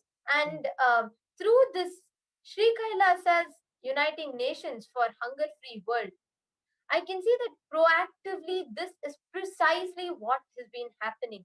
Whether any religious festival, anything that has been happening around or every day on day-to-day basis, human beings are being served. At least 10,000 people in one place. Like that we have in more than 200 cities across the globe. We have our monastery campuses and Kailasas each day serving at least 10,000 people minimum, to give them free food, to provide them the organic sattvic meal. That is not just fulfilling the hunger alone, but healing the impact that the toxins, the food filled with toxins cause in our body. Right now, if you're watching this, and see, we just have one question to all of you. What is the relationship between the food you eat? Is there any relationship? Are you able to see a relationship between the food you eat and your moods? How you behave? What are your moods? Do you see any relationship in that? Maybe, for example, like for me personally, when I do a dry fast, or when I'm doing the Nirahara Samyama, I'm seeing a huge difference in the way my awareness is to when I'm eating solid food. See, just eating toxic food, like be it junk food, everything, how that used to cause depression in me or just feeling low, to after coming to Gurukul, just eating just a diet change where pure sattvic food, consuming pure sattvic food, and organic food, that increase the awareness in a much higher level. But now being on and doing the Nirahara Samyama has been something phenomenal, something so totally unique. Like where I'm able to clearly see there is a difference between how I used to be to how I am right now, just because of the change in the diet. So I'm sure each one of you who are watching this also can relate, experiment with yourself, and answer. So you all can take a moment now and go to Twitter, use the hashtag Kailasa votes, hashtag veg or non-veg, and tweet. So I'm seeing many of you are, I'm seeing some of you have started tweeting, sharing the satsang. That's wonderful. Some of you have even shared the flyer. So that's also nice. This is a question that we have for all of you. Go to Twitter now. Use these two hashtags, hashtag Kailasa votes, hashtag veg or non-veg, and tweet your answer. Do you see any relationship between the food you consume and the mood that you are having? What is the difference you see? Or maybe even at large, I'm not even talking when you take up the fast, but even when you are consuming, when you used to consume the non-vegetarian food, how you used to feel in you, to when you're switching to vegetarian diet. What is the difference that you are seeing inside you? Actually, particularly talking about people who shifted from being a non-vegetarian to becoming a vegetarian and eating this organic sattvic food. I was amazed to see so many people share how one is not eating non-veg, all of that, but they realized how the whole thing, their system did not enjoy. Actually, this is a big click for me when Swamiji told in one of the satsangs, anything that you eat, your whole gut should enjoy the food, not your tongue. Many times your tongue enjoys, your whole body suffers. But your whole gut should enjoy the food that you're eating. I am really telling. Till then, I used to, whenever I cook, I'll put more spice. Maybe because I'll put little bit spicier. But I realized once I stopped, I reduced the amount of spices that I add everything. And I started seeing what my gut is enjoying. I realized how much of a difference it makes the whole system. Because many times, because we like the food, it is tasty, we make a little bit more oily, we make it a little bit more spicy. Even all of that, your tongue may enjoy. But throughout the day, your body will feel so heavy, it'll be loaded and it will suffer. Actually, When you eat the food that your whole gut enjoys, you all actually, I really wanted to share, this is a personal experience that I have had, so all of you can actually try that also. That see what your gut enjoys, how your whole mood, see, when it is saying about mood, it does not always need to be only about depression or being happy, but what your whole system enjoys, how it makes you feel throughout the day, especially leaving a non-vegetarian diet and becoming a vegetarian, or from being a vegetarian switching to sattvic food. It can be anything. How it makes you feel.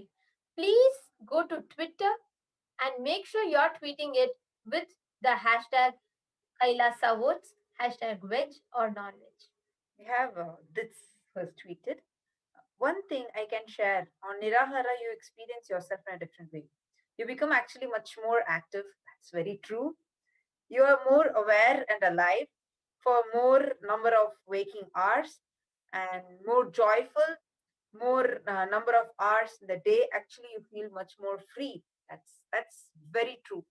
That's like for me, when before taking the Nirahara Samyama, so if you are a viewer who's wondering what is Nirahara Samyama, we actually are having 4 different challenges which is going on that you can complete in 3 different levels, be it 3 days, 7 days, or 21 days. So these 3 different level challenges are there, where you have the Vyasa Nirahara Samyama, Rama Nirahara Samyama, Krishna Nirahara Samyama, and Nityananda Nirahara Samyama. You all can go and check in befoodfree.org for further information about this. It's befoodfree.org.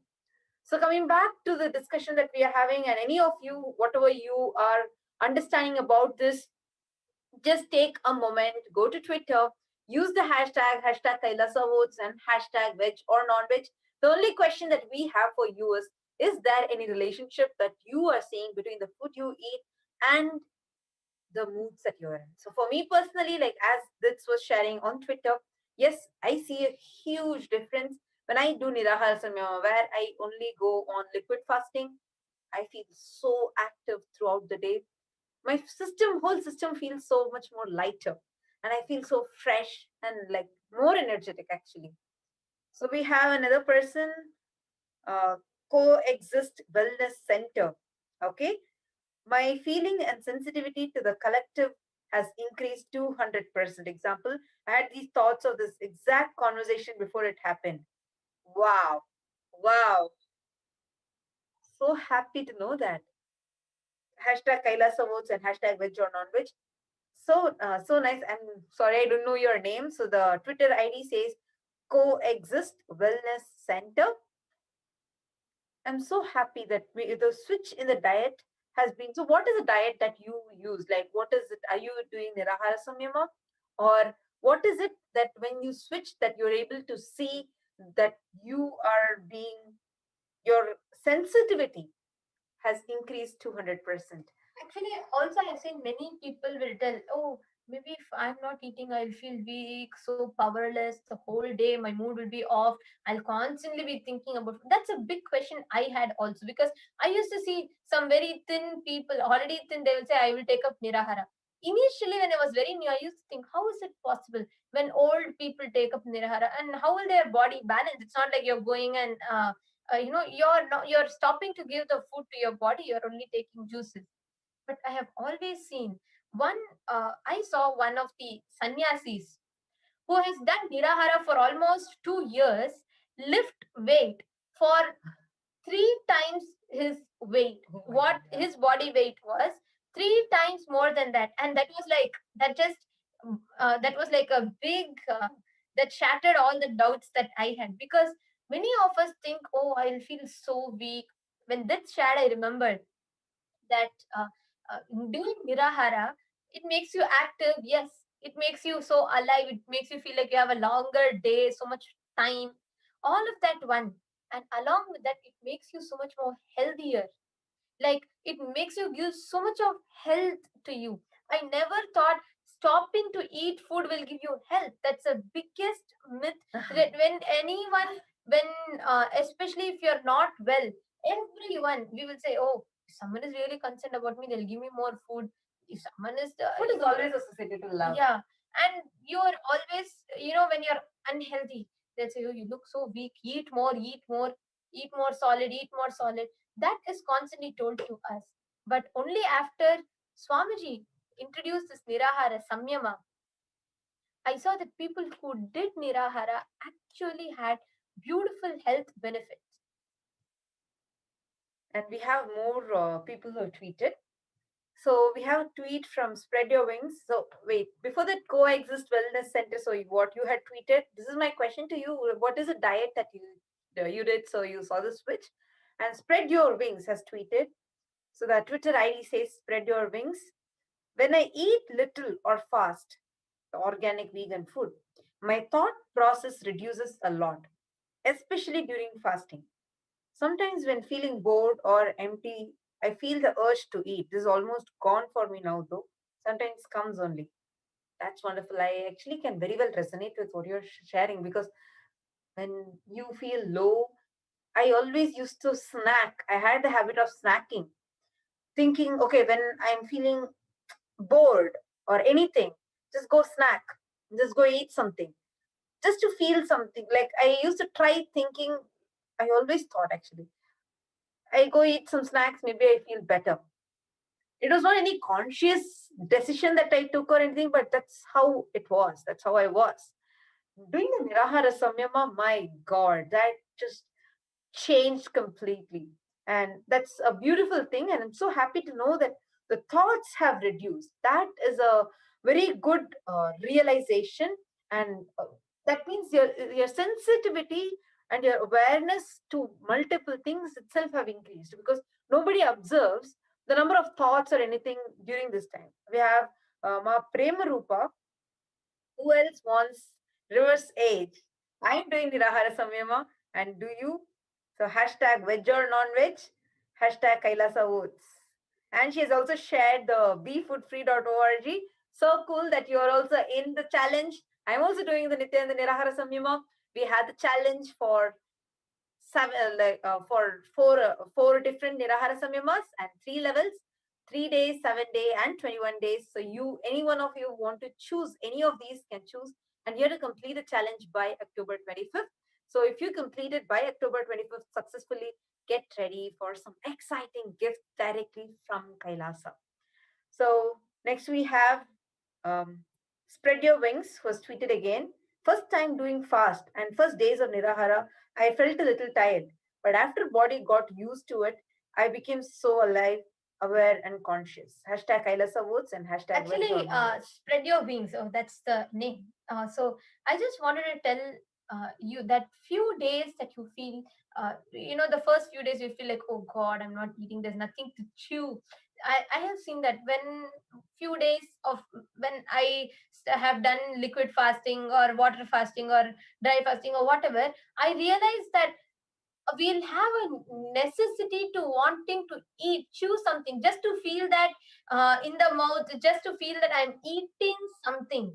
And just even if I drink the same amount of nutrition, it will not be sufficient. I'll feel like I have to chew something.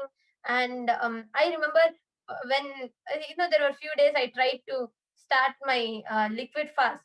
Then I'll try to put some some vegetables or some chunks into it so that I can feel like Just there is chew.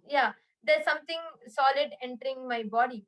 But the first few days we will really feel weak. I'll feel like, oh God, that's all. I can't do anything. I'm not going to go lift anything. I'm not going to go do any physical activity. But I realized that conditioning in us that is put by the society will just break in that first few days. All the conditionings when you're not Actually, that's eating. what happened. Like even when I started my Nirahara Samyama, like I've been doing Nirahara Samyama for a long time now. So when I started, no, I had a thing like I have to eat something like so at sometimes in between what I did was I started adding dal, very little dal or some spices, just so that I get that feeling of as if I'm eating very little. But what I understood is when it is that you become more aware of how your mind plays the games. When you just continue, I just told no, this is not integrity to Swamiji, so I'm not going to do. So from that context, I broke it. And I also saw that actually for me, it was not about tiredness. I didn't feel physical tiredness when doing it, but I saw a lot of detox happen. That whole sleep in the body, tiredness, laziness, all of that literally got flushed out. So that's one observation that I had. We have more people who are tweeting. So this has tweeted again. Can you share on the relationship between the food patterns cherished and the ecosystem in which the patterns are thought as lifestyle? Can be anywhere from entertaining non-veg to veg to sattvic veg to nirahara itself. Yes, I can answer this question for you. See, many times how the society unconsciously feeds into us. See, it's not that purposely someone wants to destroy you with food until it's the food industry. But see, what happens is, let's say, everyone is brought up with the idea that you have to eat if you're healthy. Don't let the child starve. Then something will happen. Its health will become weak. So you have to give it food. And at a certain point where our body does not need it also, continuously we start eating, because somewhere we start associating food, love, happiness, health. So what happens, even if you eat like lots of potatoes, lots of rice, you will feel, see, I have given something healthy to the body. That's not true. Even when you go eat burger, pizzas outside, you feel like your whole body is enjoying. Actually, it will just be the tongue that is enjoying. Now, how is the ecosystem playing a role in this? Initially, it will be very, maybe let's say you suddenly decide, okay, let me break my non-vegetarian and let me switch to vegetarian. The ecosystem around you, when you constantly hear people tell, oh God, you have left non-vegetarian, oh my God, what is going to happen? All these years you have made your body get so used to it, it's going to be very difficult for you. And continuously, if that is the ambience, that will be the cognition. It will be very difficult for you to fight against that conditioning that is being instilled into you and do the change. But instead, if there are people around you who are telling that what a decision that you have made, that it will be possible, people who are, it is not encouraging, actually, who are making sure you are able to stand with your decision, that will simply make you feel the whole transitioning is so easy.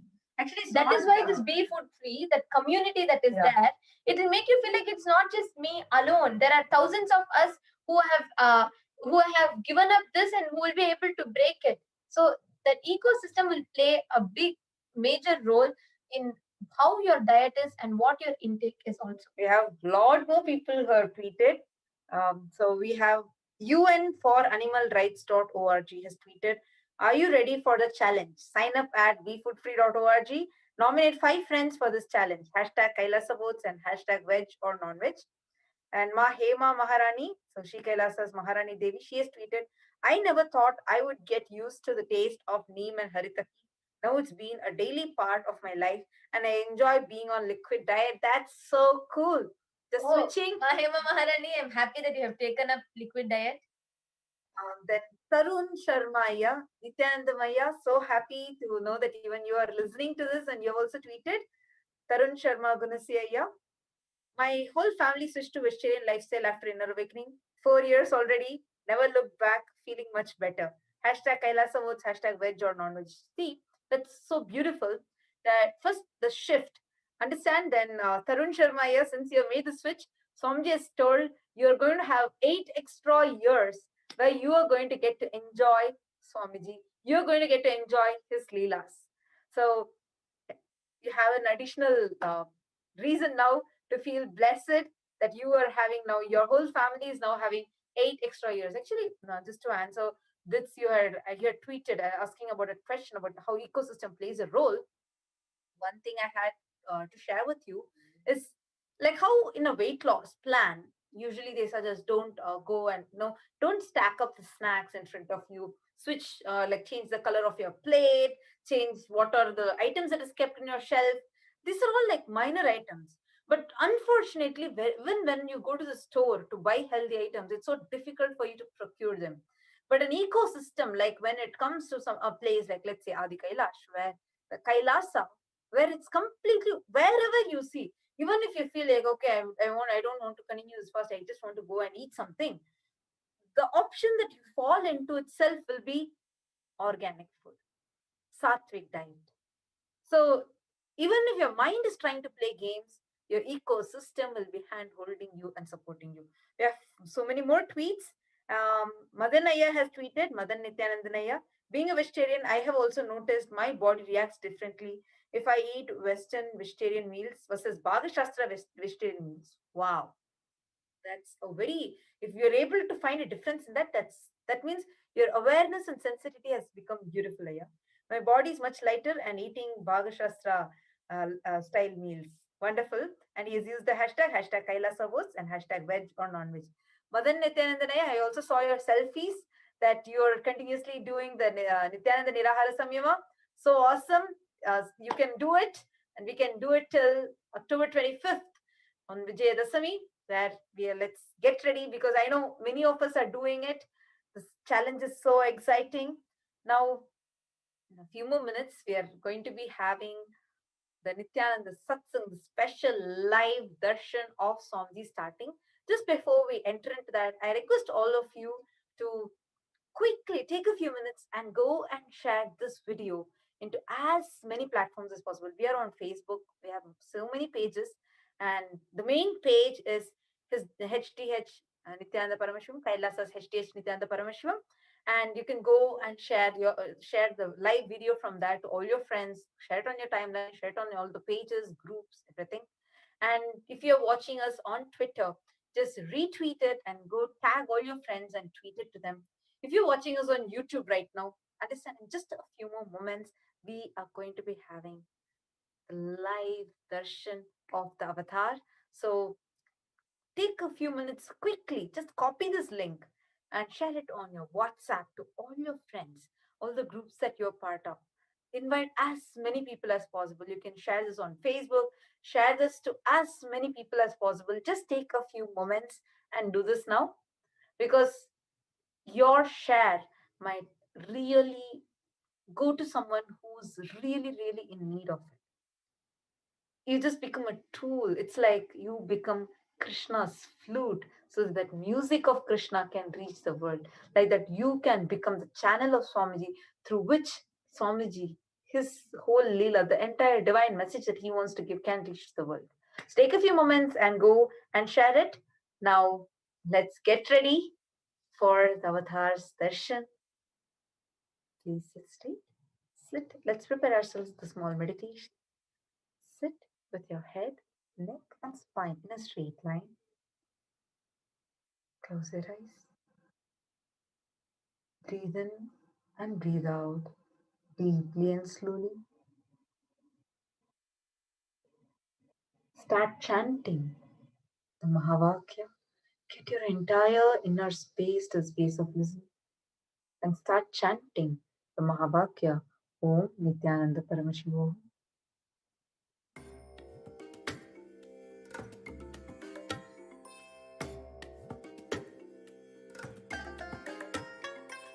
I bless you all.